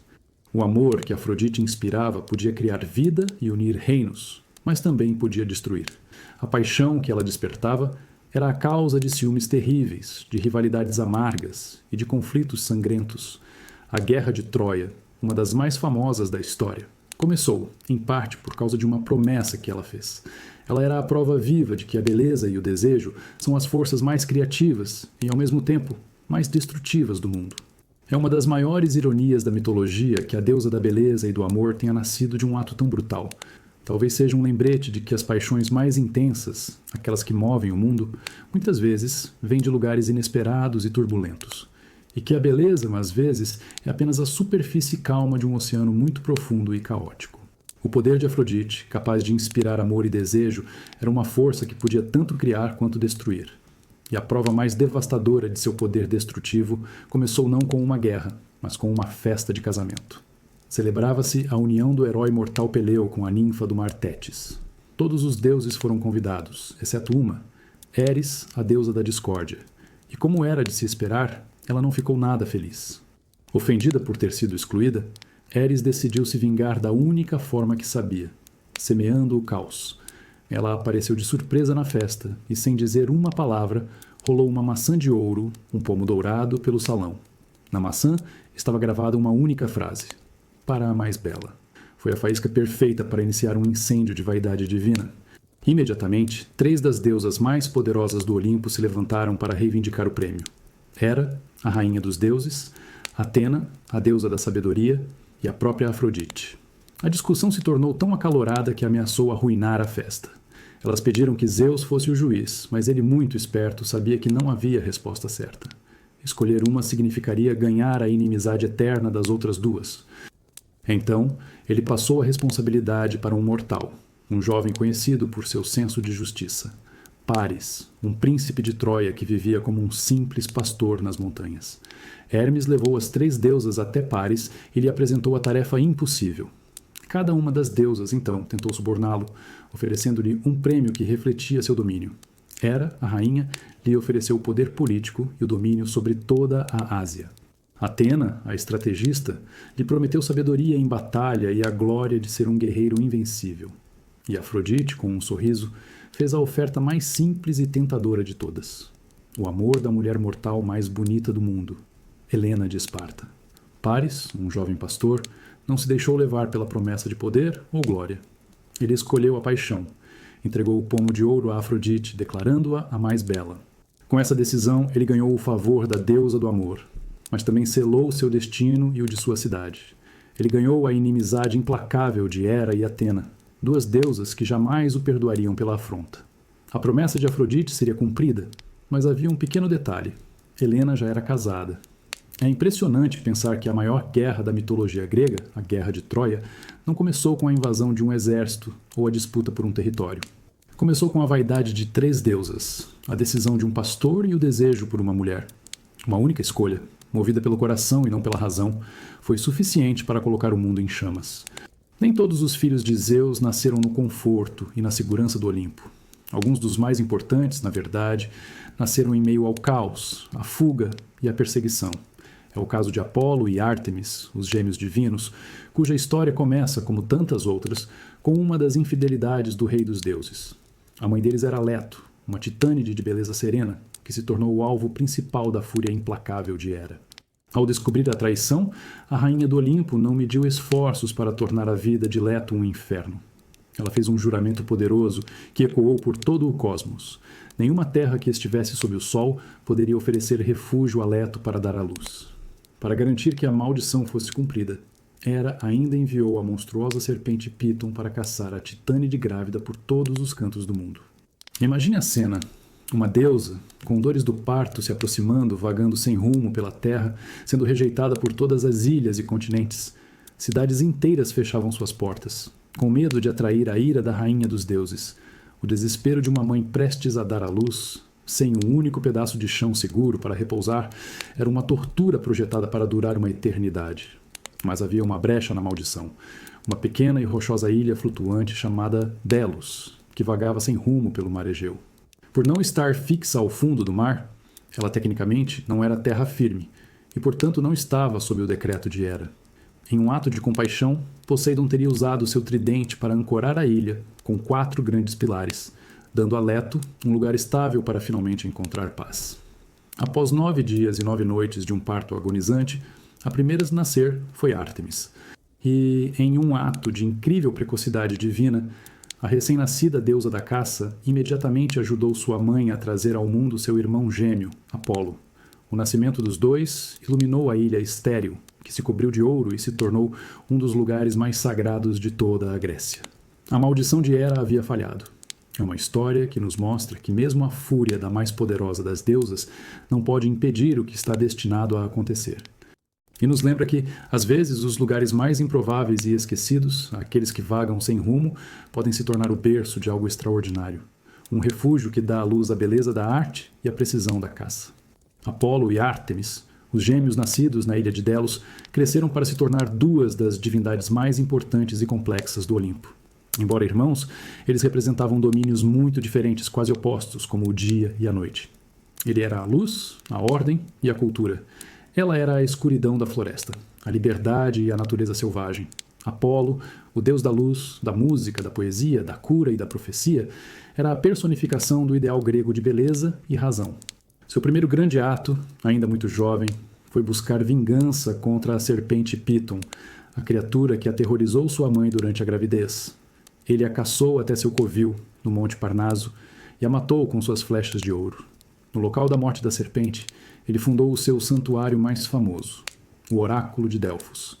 Ali, através de uma sacerdotisa chamada Pítia, Apolo falava com os mortais, oferecendo profecias enigmáticas que moldariam o destino de reis e heróis.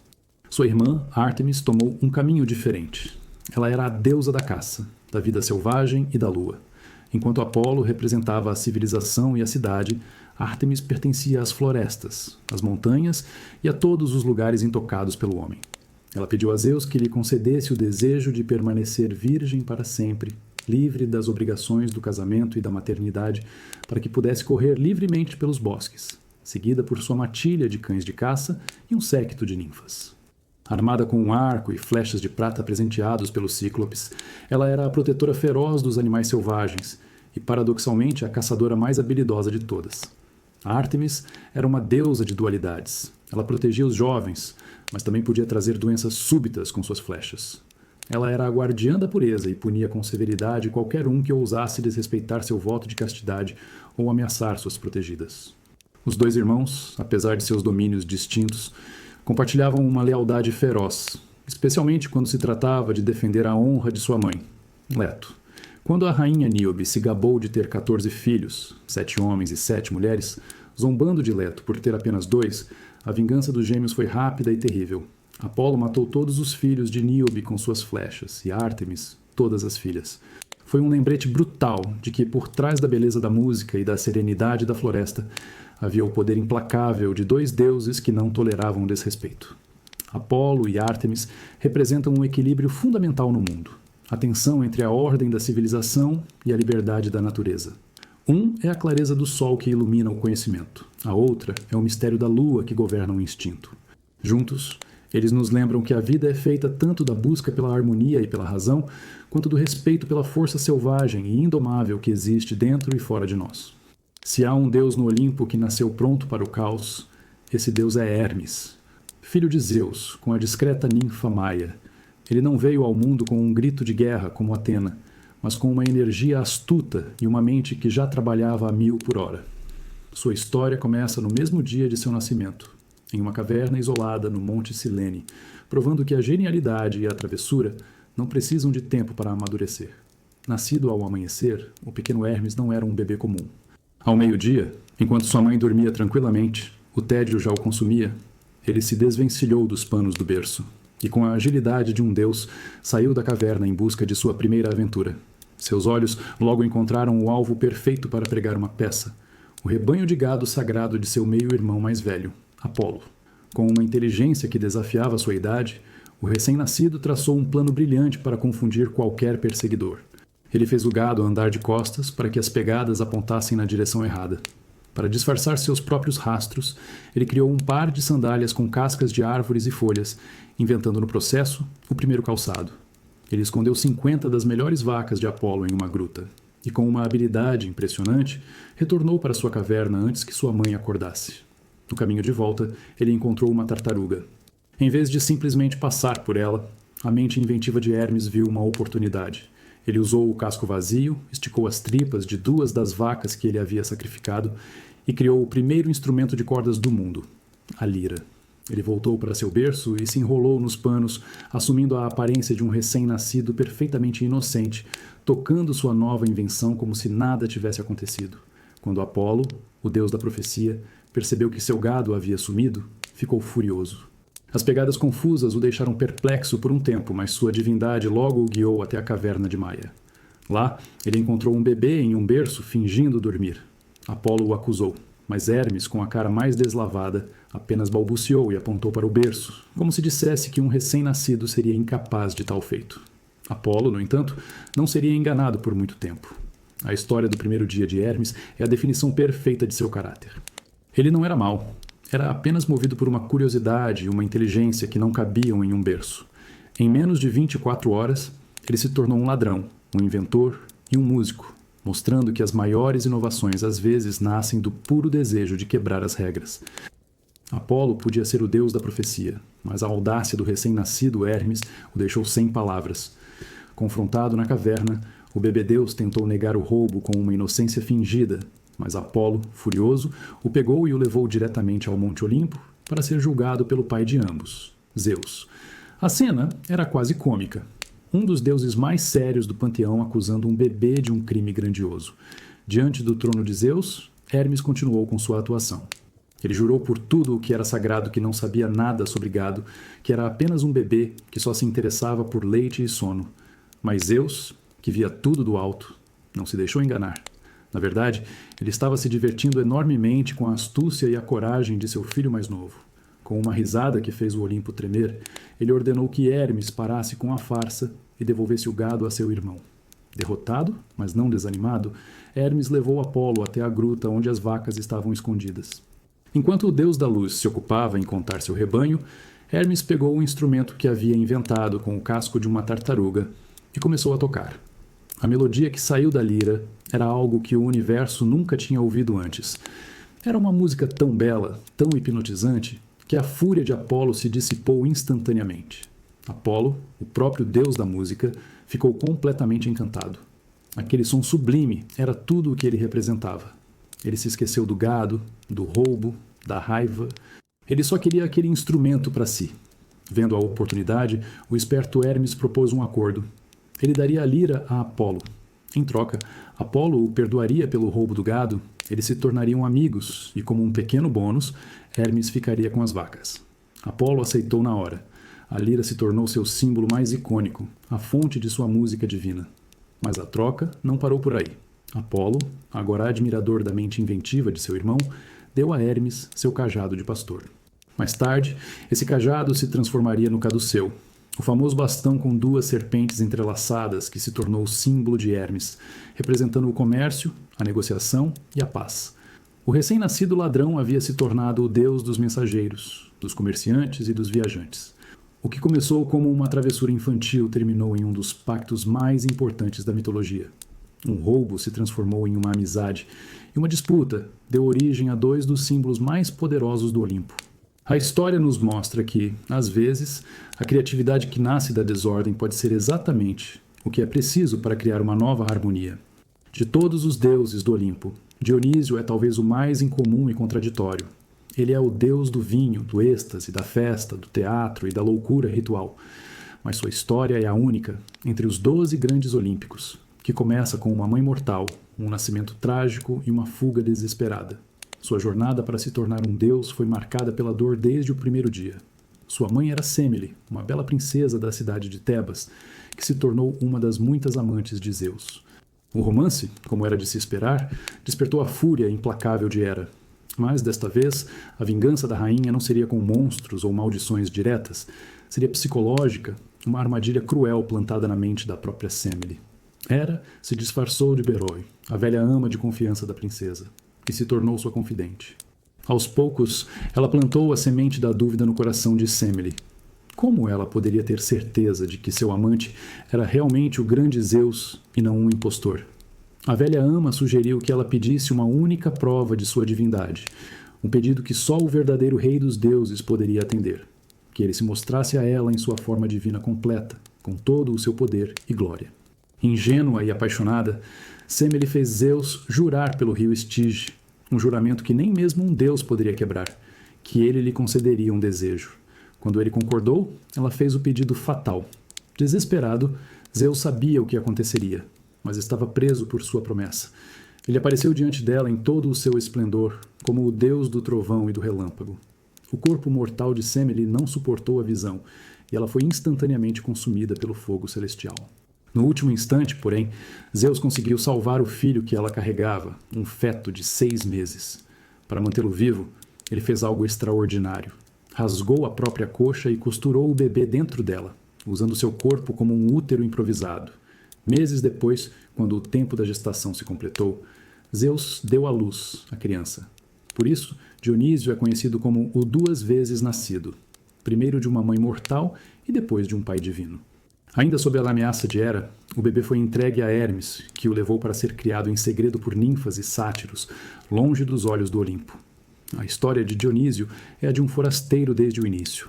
Ele é um deus que nasceu da morte, um ser imortal que veio ao mundo através da dor. Essa origem trágica talvez explique sua natureza complexa. O deus que vive na fronteira entre a alegria e a loucura, a celebração e o caos, o divino e o profundamente humano. Dionísio cresceu como um exilado, vagando pelo mundo e ensinando aos homens o cultivo da uva e a arte de fazer vinho. Mas ele não era apenas um deus de festas e bebidas, sua influência era muito mais profunda e, para muitos, perturbadora. Dionísio representava a libertação dos instintos, a quebra das convenções sociais e o poder do êxtase, um estado de transe onde a pessoa se sentia possuída pelo divino. Seu culto era radicalmente diferente dos rituais ordeiros dos outros deuses. As cerimônias para Dionísio não aconteciam em templos nas cidades, mas nas florestas e montanhas à noite, sob a luz da lua e das tochas. Eram celebrações selvagens, lideradas por suas seguidoras mais devotas, as Mênades, também conhecidas como bacantes. Eram mulheres que abandonavam suas casas e suas famílias para se juntar ao deus em seus rituais. Possuídas pelo espírito de Dionísio, as Mênades entravam em um estado de frenesi estático. Elas dançavam sem parar ao som de flautas e tambores, com os cabelos soltos e vestidas com peles de animais. Nesse transe, elas ganhavam uma força sobre-humana, sendo capazes de arrancar árvores com as próprias mãos e despedaçar animais selvagens. O vinho era parte do ritual, Mas o verdadeiro entorpecente era a presença do Deus, que as libertava de todas as amarras da razão e do pudor. O culto de Dionísio era especialmente atraente para aqueles que se sentiam oprimidos pela sociedade grega, as mulheres, os escravos e os estrangeiros. Em seus rituais, as hierarquias sociais eram dissolvidas. A esposa submissa se tornava uma força da natureza e o marginalizado encontrava um lugar de pertencimento. Era uma forma de escapar da rigidez da vida cotidiana e experimentar uma liberdade total, mesmo que por uma noite. No entanto, essa liberdade tinha um lado sombrio. Aqueles que se recusavam a reconhecer a divindade de Dionísio ou tentavam proibir seus rituais sofriam consequências terríveis. O rei Penteu de Tebas, por exemplo, tentou reprimir o culto em sua cidade e acabou sendo despedaçado por sua própria mãe e tias, que, em seu transe de Mênades, o confundiram com um leão da montanha. Dionísio exigia ser aceito, e a negação de seu poder levava não apenas à punição, mas à loucura destrutiva. Dionísio é a personificação da dualidade da natureza humana. Ele é a alegria da festa, mas também o perigo do excesso.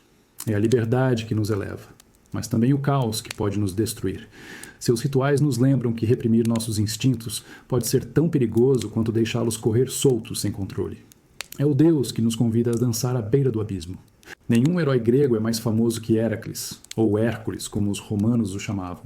Sua força era lendária, seus feitos monumentais, mas sua vida não foi uma sucessão de vitórias gloriosas. Foi, na verdade, uma longa e dolorosa penitência, imposta desde o berço pela deusa que ele mais deveria honrar, Hera. Seu próprio nome, Héracles, que ironicamente significa a glória de Hera, era um lembrete constante do ódio da rainha dos deuses por ele ser mais um filho bastardo de Zeus. Após uma juventude cheia de aventuras, Héracles parecia ter encontrado finalmente um momento de paz. Ele havia se casado com Mégara, a princesa da cidade de Tebas, e com ela teve vários filhos. Ele era um herói aclamado, um marido amado e um pai dedicado.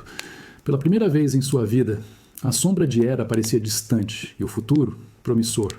Ele tinha uma família, um lar e uma reputação de protetor. Mas a felicidade de um filho de Zeus que não era dela era algo que Hera não podia tolerar. Se a força bruta não podia derrotá-lo, ela atacaria o que ele tinha de mais precioso, sua mente e sua família. Em um acesso de fúria divina, a deusa enviou sobre ele um ataque súbito de loucura. Uma névoa de delírio tomou conta de seus sentidos, distorcendo completamente sua percepção da realidade. Em seu transe aterrorizante, Héracles já não via sua esposa e seus filhos. Seus olhos, enlouquecidos pela maldição, viam apenas inimigos, monstros enviados por seus rivais para destruí-lo. Guiado pela fúria cega e pela paranoia, ele pegou seu arco e sua clava, e com a mesma força sobre-humana que usava para derrotar gigantes e feras, ele atacou. Ele lutou contra as sombras em sua mente, sem perceber que estava tirando a vida daqueles que mais amava no mundo.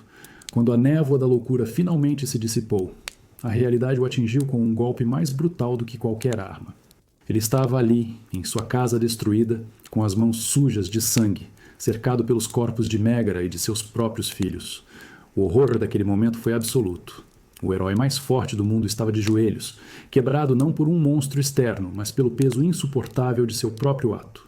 Sua maior provação não seria enfrentar leões ou hidras, seria carregar essa culpa para o resto da vida e buscar uma redenção que parecia impossível. A história de Héracles nos lembra que os maiores monstros que enfrentamos, muitas vezes, vivem dentro de nós. E que a verdadeira força de um herói se mede não por suas vitórias, mas pela forma como ele se levanta depois de cair no abismo mais profundo, em busca de uma forma de reparar o irremediável. Consumido pela culpa e pelo horror, Héracles queria pôr fim à própria vida, mas seus amigos o impediram, convencendo-o de que a morte seria uma fuga, não uma expiação. Para purificar sua alma manchada pelo sangue de sua família, ele viajou até o oráculo de Delfos. Lá, a sacerdotisa de Apolo lhe deu uma sentença. Ele deveria servir por 12 anos a seu primo, Euristeu, o rei de Micenas, um homem covarde e medíocre que o odiava, e deveria completar qualquer tarefa que o rei lhe impusesse. Só assim ele poderia se livrar de sua mancha e talvez alcançar a imortalidade.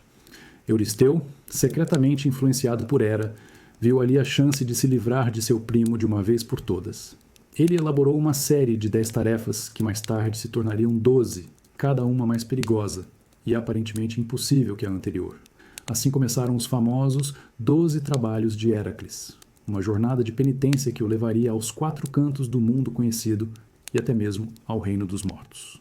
O primeiro trabalho foi matar o leão de Nemeia, uma fera cuja pele era impenetrável a qualquer arma. Héracles teve que estrangulá-lo com as próprias mãos, e a partir de então passou a usar sua pele como uma armadura invencível. Depois, ele enfrentou a Hidra de Lerna, uma serpente de múltiplas cabeças que se regeneravam em dobro a cada corte. Com a ajuda de seu sobrinho Iolau, ele queimava os pescoços decapitados para impedir a regeneração, finalmente derrotando o monstro. A jornada continuou, testando não apenas sua força, mas também sua inteligência e resistência.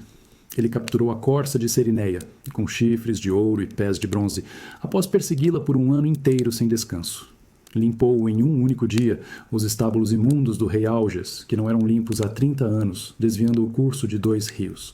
Ele expulsou as aves do lago Estínfalo, que tinham bicos e garras de bronze e atiravam suas penas como flechas.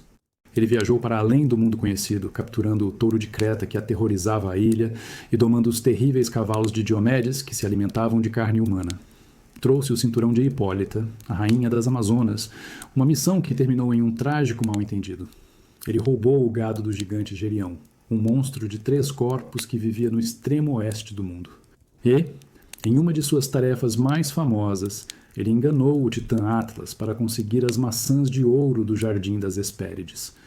O último e mais aterrorizante trabalho foi descer ao mundo inferior e trazer de lá o cão de 3 cabeças, Cérbero, o guardião dos portões de Hades. Héracles foi o único herói a entrar no reino dos mortos e retornar com vida. Ao completar os 12 trabalhos, ele não apenas limpou seu nome, mas provou ser o maior herói que o mundo já conheceu. Sua jornada, que começou em uma tragédia pessoal, o transformou em um símbolo eterno de superação, mostrando que a redenção pode ser encontrada não na ausência de sofrimento, mas na coragem de enfrentá-lo. Enquanto Héracles era o grande herói de toda a Grécia, a cidade de Atenas tinha seu próprio campeão, um herói cuja força era combinada com a inteligência e a astúcia que a cidade tanto valorizava. Seu nome era Teseu. Sua jornada heróica começou quando ele descobriu a verdade sobre seu pai, Egeu, o rei de Atenas. Para provar seu valor, ele viajou para a cidade, enfrentando bandidos e monstros pelo caminho, e foi reconhecido como o herdeiro legítimo do trono. Mas ao chegar a Atenas, ele encontrou uma cidade mergulhada em luto. Teseu descobriu que, anos antes, o filho do poderoso rei Minos de Creta havia sido morto em Atenas. Como punição, Minos impôs um tributo terrível. A cada 9 anos, Atenas deveria enviar 7 rapazes e 7 moças para serem sacrificados em Creta. Eles não eram mortos por uma espada, mas jogados dentro de uma estrutura impossível de escapar, o labirinto. O labirinto era uma obra-prima de engenharia e horror, projetado pelo brilhante inventor Dédalo para aprisionar a maior vergonha do rei Minos, o Minotauro. Essa criatura monstruosa tinha o corpo de um homem e a cabeça e a cauda de um touro. Era o filho da esposa de Minos, Pasífae, que, por uma maldição de Poseidon, havia se apaixonado por um touro branco. O Minotauro vivia no centro do labirinto, alimentando-se da carne dos jovens atenienses que eram jogados lá dentro para se perderem em seus corredores sem fim. Quando chegou a hora de o terceiro tributo ser enviado, Teseu se ofereceu para ir como um dos jovens. Ele prometeu ao pai que não iria como uma vítima, mas como um herói. Ele mataria o Minotauro e daria um fim àquele ciclo de terror. Ele combinou um sinal com o rei Egeu. Se retornasse vitorioso, seu navio teria velas brancas. Se falhasse, o navio manteria as velas pretas do luto. Ao chegar em Creta, a coragem e a beleza de Teseu chamaram a atenção de alguém inesperado. Ariadne, a filha do próprio rei Minos. Apaixonada pelo herói ateniense, ela decidiu trair seu pai e sua pátria para ajudá-lo. Ariadne procurou Dédalo, o construtor do labirinto, e lhe pediu o segredo para sair daquele lugar. O inventor lhe deu a solução: um novelo de lã. Ariadne entregou o novelo a Teseu na noite anterior ao sacrifício. O plano era simples, mas genial. Ele deveria amarrar uma ponta do fio na entrada do labirinto e ir desenrolando o novelo conforme avançava. Assim, mesmo que se perdesse nos corredores, o fio o guiaria de volta. Com a chave para a sobrevivência em mãos, Teseu estava pronto para entrar no coração das trevas e enfrentar o monstro. A história de Teseu no labirinto é mais do que uma aventura.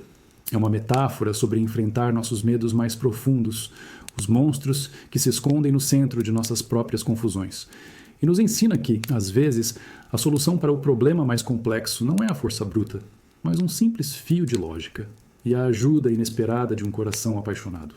Com o novelo de lã de Ariadne em mãos e o destino de Atenas em seus ombros, Teseu entrou nos corredores escuros do labirinto. Ele amarrou a ponta do fio na entrada, e enquanto os outros jovens atenienses choravam de medo, ele seguiu em frente, desenrolando o fio que era sua única garantia de volta. O ar era pesado e o silêncio era quebrado apenas pelo eco de seus próprios passos, e ao longe, pelo som assustador de algo grande e furioso. Seguindo o ruído crescente, Teseu adentrou cada vez mais fundo na escuridão, navegando pela complexidade de corredores que se torciam e se viravam, projetados para confundir e desesperar. Finalmente, ele chegou ao centro do labirinto. Lá, em um pátio macabro, estava o Minotauro. A criatura não era apenas um monstro, era uma tragédia viva, um ser de força bestial e isolamento eterno. A batalha foi imediata e brutal. O Minotauro atacou com a fúria de um touro e a força de um gigante. Teseu, ágil e astuto, usou a inteligência que o definia. Ele não tentou igualar a força bruta do monstro, mas se esquivou de seus chifres e de seus golpes, cansando-o. Em uma luta feroz, corpo a corpo, Teseu finalmente conseguiu imobilizar a fera e, com as próprias mãos, quebrou seu pescoço. O silêncio que se seguiu foi profundo e definitivo. O monstro estava morto. A vitória, no entanto, era apenas metade do desafio. Agora, ele precisava sair daquele lugar infernal. Agarrando o fio de Ariadne, Teseu começou a refazer seu caminho. O novelo de lã, um presente nascido do amor e da traição, foi sua salvação. Ele encontrou os outros jovens atenienses e os guiou para fora da escuridão, de volta à luz do dia. O tributo de Atenas havia acabado para sempre. Teseu e os jovens resgatados correram para o porto, onde Ariadne os esperava.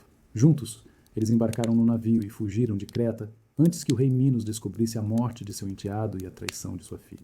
A fuga foi bem sucedida, mas a história de amor entre Teseu e Ariadne teria um final agridoce e misterioso, com o herói a abandonando em uma ilha no meio do caminho. Mas a maior tragédia ainda estava por vir. Na euforia da vitória e na pressa da fuga, Teseu cometeu um erro fatal. Ele se esqueceu de trocar as velas pretas do navio pelas velas brancas, o sinal combinado com seu pai. Em Atenas, o rei Egeu vigiava o horizonte todos os dias. Ao ver o navio se aproximando com as velas negras do luto, ele foi tomado pelo desespero, acreditando que seu filho estava morto. Em sua dor, ele se atirou de um penhasco para o mar, que desde então leva seu nome, o Mar Egeu. Teseu retornou a Atenas não apenas como um herói, mas como o novo rei, um título conquistado com coragem, mas manchado pela tragédia de um esquecimento. De todas as histórias trágicas da mitologia grega, nenhuma é mais famosa ou mais devastadora do que a de Édipo, o rei de Tebas. Sua vida é a prova definitiva de que, para os gregos, não há como escapar do destino, e que as tentativas de fugir dele apenas nos levam mais rápido para o seu abraço fatal. A história começa antes mesmo de seu nascimento, com uma profecia terrível entregue a seus pais, o rei Laio e a rainha Jocasta de Tebas. O oráculo de Delfos foi claro e brutal. O filho que nascesse deles estava destinado a matar o próprio pai e a se casar com a própria mãe. Horrorizados com a perspectiva de uma tragédia tão profana, Laio e Jocasta tomaram uma decisão desesperada para enganar o destino. Assim que o bebê nasceu, eles perfuraram seus tornozelos, amarraram seus pés e o entregaram a um pastor com uma ordem simples e cruel: abandonar a criança em uma montanha para morrer. Mas o pastor, com pena do recém-nascido, não teve coragem de cumprir a ordem. Em vez disso, ele o entregou a outro pastor que servia ao rei de Corinto. Este, por sua vez, levou o bebê ao seu rei e à sua rainha, que não podiam ter filhos. Eles o adotaram como seu próprio herdeiro e o chamaram de Édipo, que significa pés inchados, por causa das cicatrizes em seus tornozelos. Édipo cresceu em Corinto, acreditando ser o filho legítimo do rei e da rainha, vivendo a vida de um príncipe. Um dia, em um banquete, um homem bêbado zombou de Édipo, dizendo que ele não era o verdadeiro filho do rei. A dúvida se instalou em sua mente, e ele decidiu viajar até o oráculo de Delfos para descobrir a verdade sobre sua origem. A resposta do oráculo foi ainda mais chocante. A sacerdotisa não revelou quem eram seus pais, mas repetiu a mesma profecia terrível. Ele estava destinado a matar seu pai e se casar com sua mãe. Aterrorizado, Édipo tomou uma decisão que para ele parecia lógica. Para proteger as pessoas que ele acreditava serem seus pais, ele decidiu nunca mais voltar a Corinto. Ele fugiu, pegando uma estrada que o levava para longe de sua casa, em direção à cidade de Tebas. Sua tentativa de escapar do destino o estava colocando exatamente no caminho dele. Em uma encruzilhada, ele encontrou uma carruagem que vinha na direção oposta. O cocheiro arrogante ordenou que Édipo saísse do caminho. Ele se recusou. Uma discussão começou, e o nobre que estava na carruagem, um homem mais velho e orgulhoso, golpeou Édipo com seu cetro. Em um acesso de fúria, Édipo revidou, e na briga que se seguiu, matou todos eles exceto um servo que conseguiu escapar. O que Édipo não sabia era que o homem que ele acabara de matar era Laio, o rei de Tebas, seu pai biológico. A primeira parte da profecia havia se cumprido em uma briga de estrada, sem que ele sequer soubesse quem era sua vítima. Após matar Laio na encruzilhada, sem saber que havia cumprido a primeira parte de sua profecia, Édipo continuou sua jornada até Tebas. Ele encontrou a cidade aterrorizada por uma esfinge, um monstro com corpo de leão, asas de águia e cabeça de mulher, que devorava quem não conseguisse decifrar seu enigma.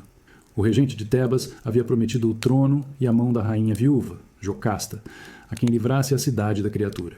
Édipo, com sua inteligência aguçada, decifrou o enigma, e a esfinge, derrotada, se atirou de um penhasco. Édipo foi recebido como um herói. Ele se tornou o novo rei de Tebas e se casou com Jocasta. A segunda parte da profecia, a mais terrível, havia se cumprido. Ele estava casado com sua própria mãe, e ambos viviam na ignorância, sem saber da verdade incestuosa de sua união.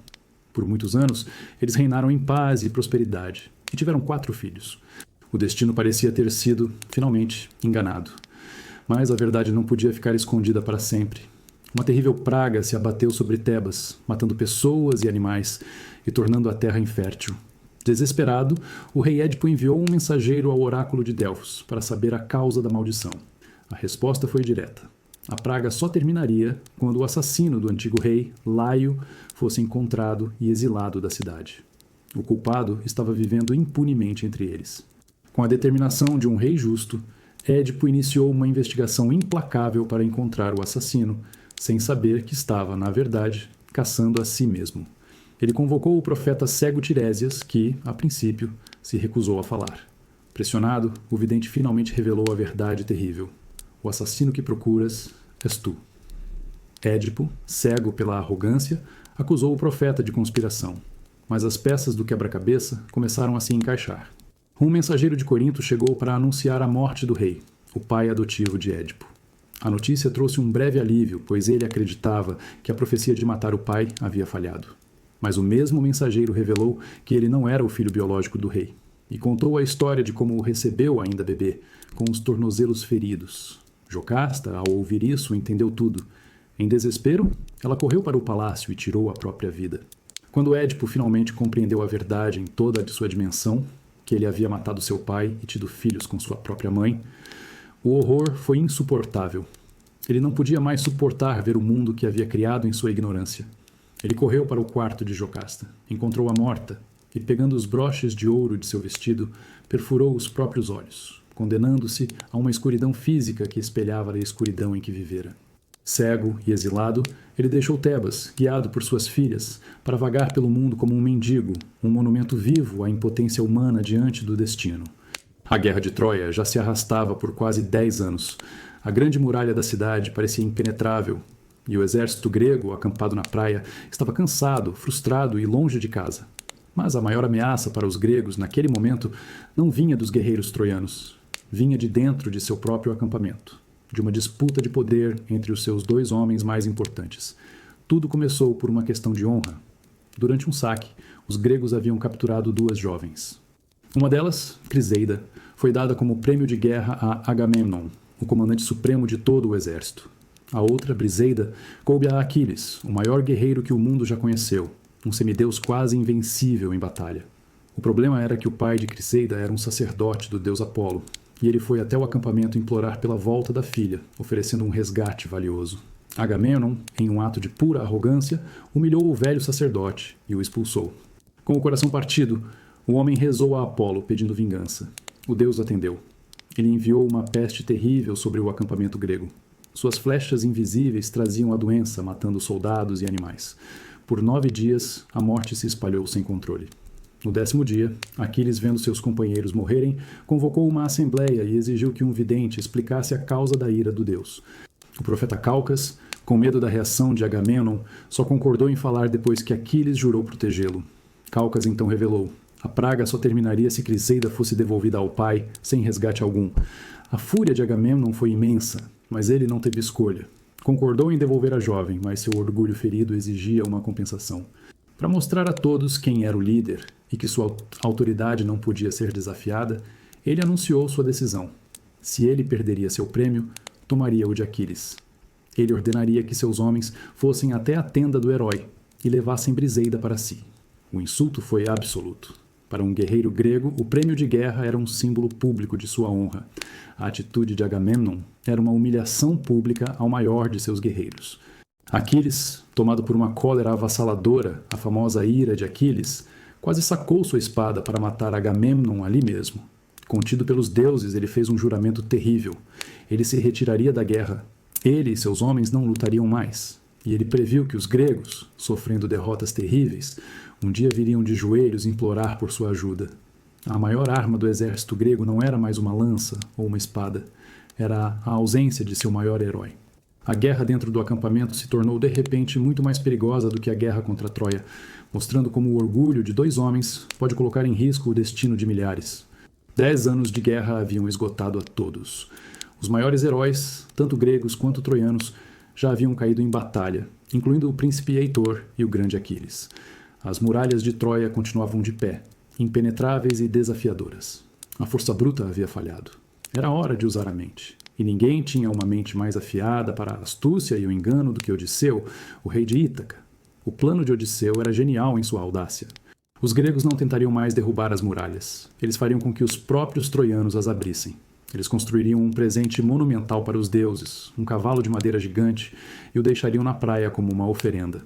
Dentro de seu ventre oco se esconderiam os melhores guerreiros gregos. O resto do exército queimaria seu acampamento e fingiria velejar de volta para casa, desistindo da guerra.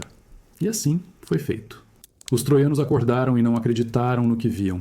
O acampamento grego estava em cinzas e a praia deserta. A guerra havia acabado. Em meio à celebração, eles encontraram um enorme cavalo de madeira. O que era aquilo? Um troféu? Uma armadilha? A cidade se dividiu. O sacerdote Laocoonte os avisou dizendo a famosa frase: "Temos gregos, mesmo quando trazem presentes." Para provar seu ponto, ele atirou uma lança contra o cavalo. Naquele momento, 2 serpentes marinhas gigantes emergiram do mar e devoraram Laocoonte e seus filhos, um sinal que os troianos interpretaram como a ira dos deuses contra a profanação do presente. Acreditando que o cavalo era uma oferenda sagrada a Atena e que trazê-lo para dentro da cidade lhes daria proteção divina, os troianos cometeram seu erro final. Eles derrubaram uma parte de suas próprias muralhas para que o cavalo pudesse passar. A cidade inteira celebrou noite adentro, com vinho e canções, a vitória que acreditavam ter conquistado. Exaustos e embriagados, eles finalmente adormeceram, com o inimigo silencioso já dentro de seus muros. Na calada da noite, quando Troia estava mergulhada no sono mais profundo, Odisseu e seus homens desceram do cavalo. Eles abriram os portões da cidade para o resto do exército grego, que havia retornado sob o manto da escuridão. O que se seguiu foi um massacre.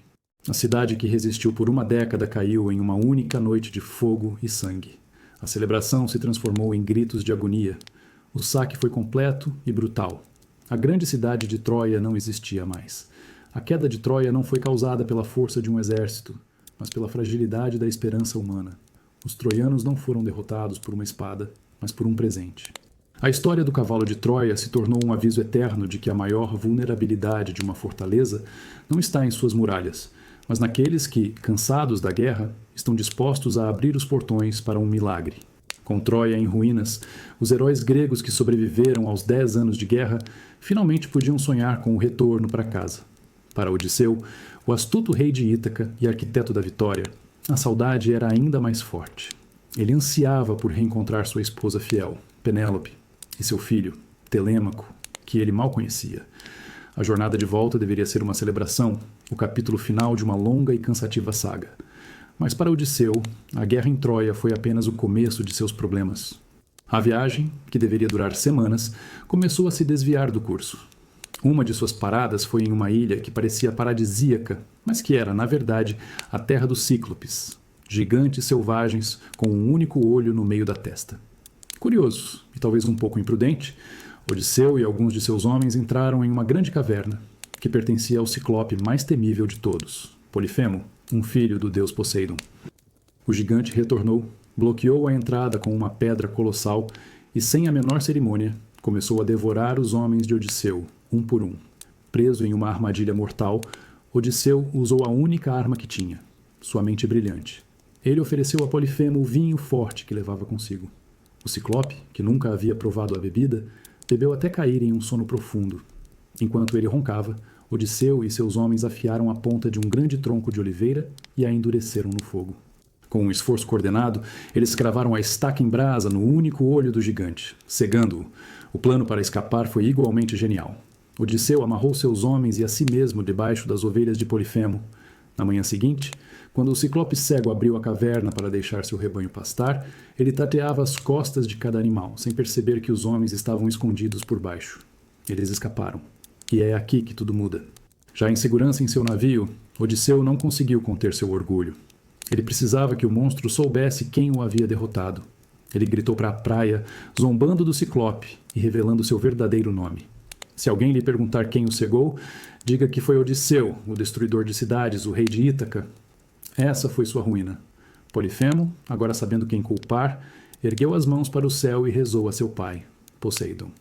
Ele pediu que Odisseu jamais retornasse para casa ou, se o destino permitisse, que ele voltasse sozinho, depois de muitos anos, tendo perdido todos os seus companheiros, para encontrar o caos em seu próprio lar. Poseidon, o agitador da terra e deus dos mares, ouviu a prece de seu filho. A jornada de Odisseu, que até então era apenas uma viagem, se transformou em uma maldição. O mar, que era seu caminho para casa, se tornou seu maior inimigo. Por 10 longos anos ele vagaria perdido, enfrentando monstros, feiticeiras e a fúria implacável de um deus, tudo por causa de um único momento de arrogância. Ele havia vencido a fera, mas não o seu próprio orgulho. Após 20 longos anos, 10 na guerra e 10 perdido no mar, Odisseu finalmente pisou na costa de Ítaca. A maldição de Poseidon se cumprira. Ele estava sozinho, maltrapilho, um estranho em sua própria terra. Mas o maior desafio de sua jornada não seria enfrentar um monstro, e sim reconquistar seu lar. Com a ajuda da deusa Atena, ele foi disfarçado de um velho mendigo para poder entrar em seu próprio palácio e ver com os próprios olhos a situação. Sua casa não era mais um lar, mas um palco para a arrogância de mais de 100 pretendentes. Eram nobres da região que, acreditando que Odisseu estava morto, consumiam sua fortuna em banquetes diários e pressionavam sua esposa, Penélope, a escolher um deles como novo marido. A rainha, com sua astúcia, os enganava, prometendo escolher um noivo assim que terminasse de tecer uma mortalha para o pai de Odisseu, um trabalho que ela desfazia secretamente toda noite. Mas sua tática estava chegando ao fim. Disfarçado, Odisseu suportou a humilhação de ser maltratado em sua própria casa. Ele viu a lealdade de alguns servos e a traição de outros. Em segredo, ele se revelou a seu filho, Telêmaco, agora um homem, e juntos, pai e filho, planejaram uma vingança sangrenta. O plano foi selado quando Penélope, inspirada pelos deuses, propôs um desafio final aos pretendentes. Aquele que conseguisse armar o grande arco de Odisseu e disparar uma flecha através de 12 machados alinhados, ganharia sua mão em casamento.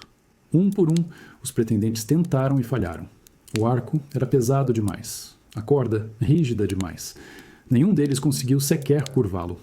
Então, o velho mendigo pediu uma chance. Sob os risos e o escárnio de todos, Odisseu pegou seu velho arco com a familiaridade de um músico com seu instrumento. Ele o armou sem esforço e disparou a flecha que passou voando perfeitamente pelo buraco dos 12 machados. O silêncio tomou conta do salão. E então ele se revelou. As portas foram trancadas. O que se seguiu foi um massacre. Com a ajuda de Telêmaco e de 2 servos leais, e com a proteção invisível de Atena, Odisseu matou todos os pretendentes. O salão, que por anos fora palco de festas e arrogância, se transformou em um cenário de justiça brutal. Quando a notícia chegou a Penélope, ela não correu para os braços do marido. 20 anos era muito tempo, e seu coração era cauteloso. Ela decidiu testá-lo. Ela ordenou a uma serva que movesse a cama do casal para fora do quarto. Odisseu, o falso mendigo, se enfureceu. Ele explicou que aquilo era impossível, pois ele mesmo havia construído aquela cama a partir de uma oliveira viva, cujas raízes ainda estavam fincadas no chão daquele quarto. Era o segredo deles, um que só o verdadeiro Odisseu poderia saber.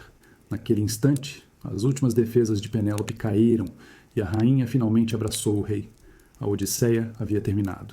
A jornada de Odisseu nos ensina que a batalha mais difícil não é contra monstros ou deuses, mas pela reconquista do nosso lugar no mundo. E a prova final de quem somos não é um feito de força, mas um segredo guardado no coração, como um leito construído em torno de uma árvore que nunca deixou de ter raízes.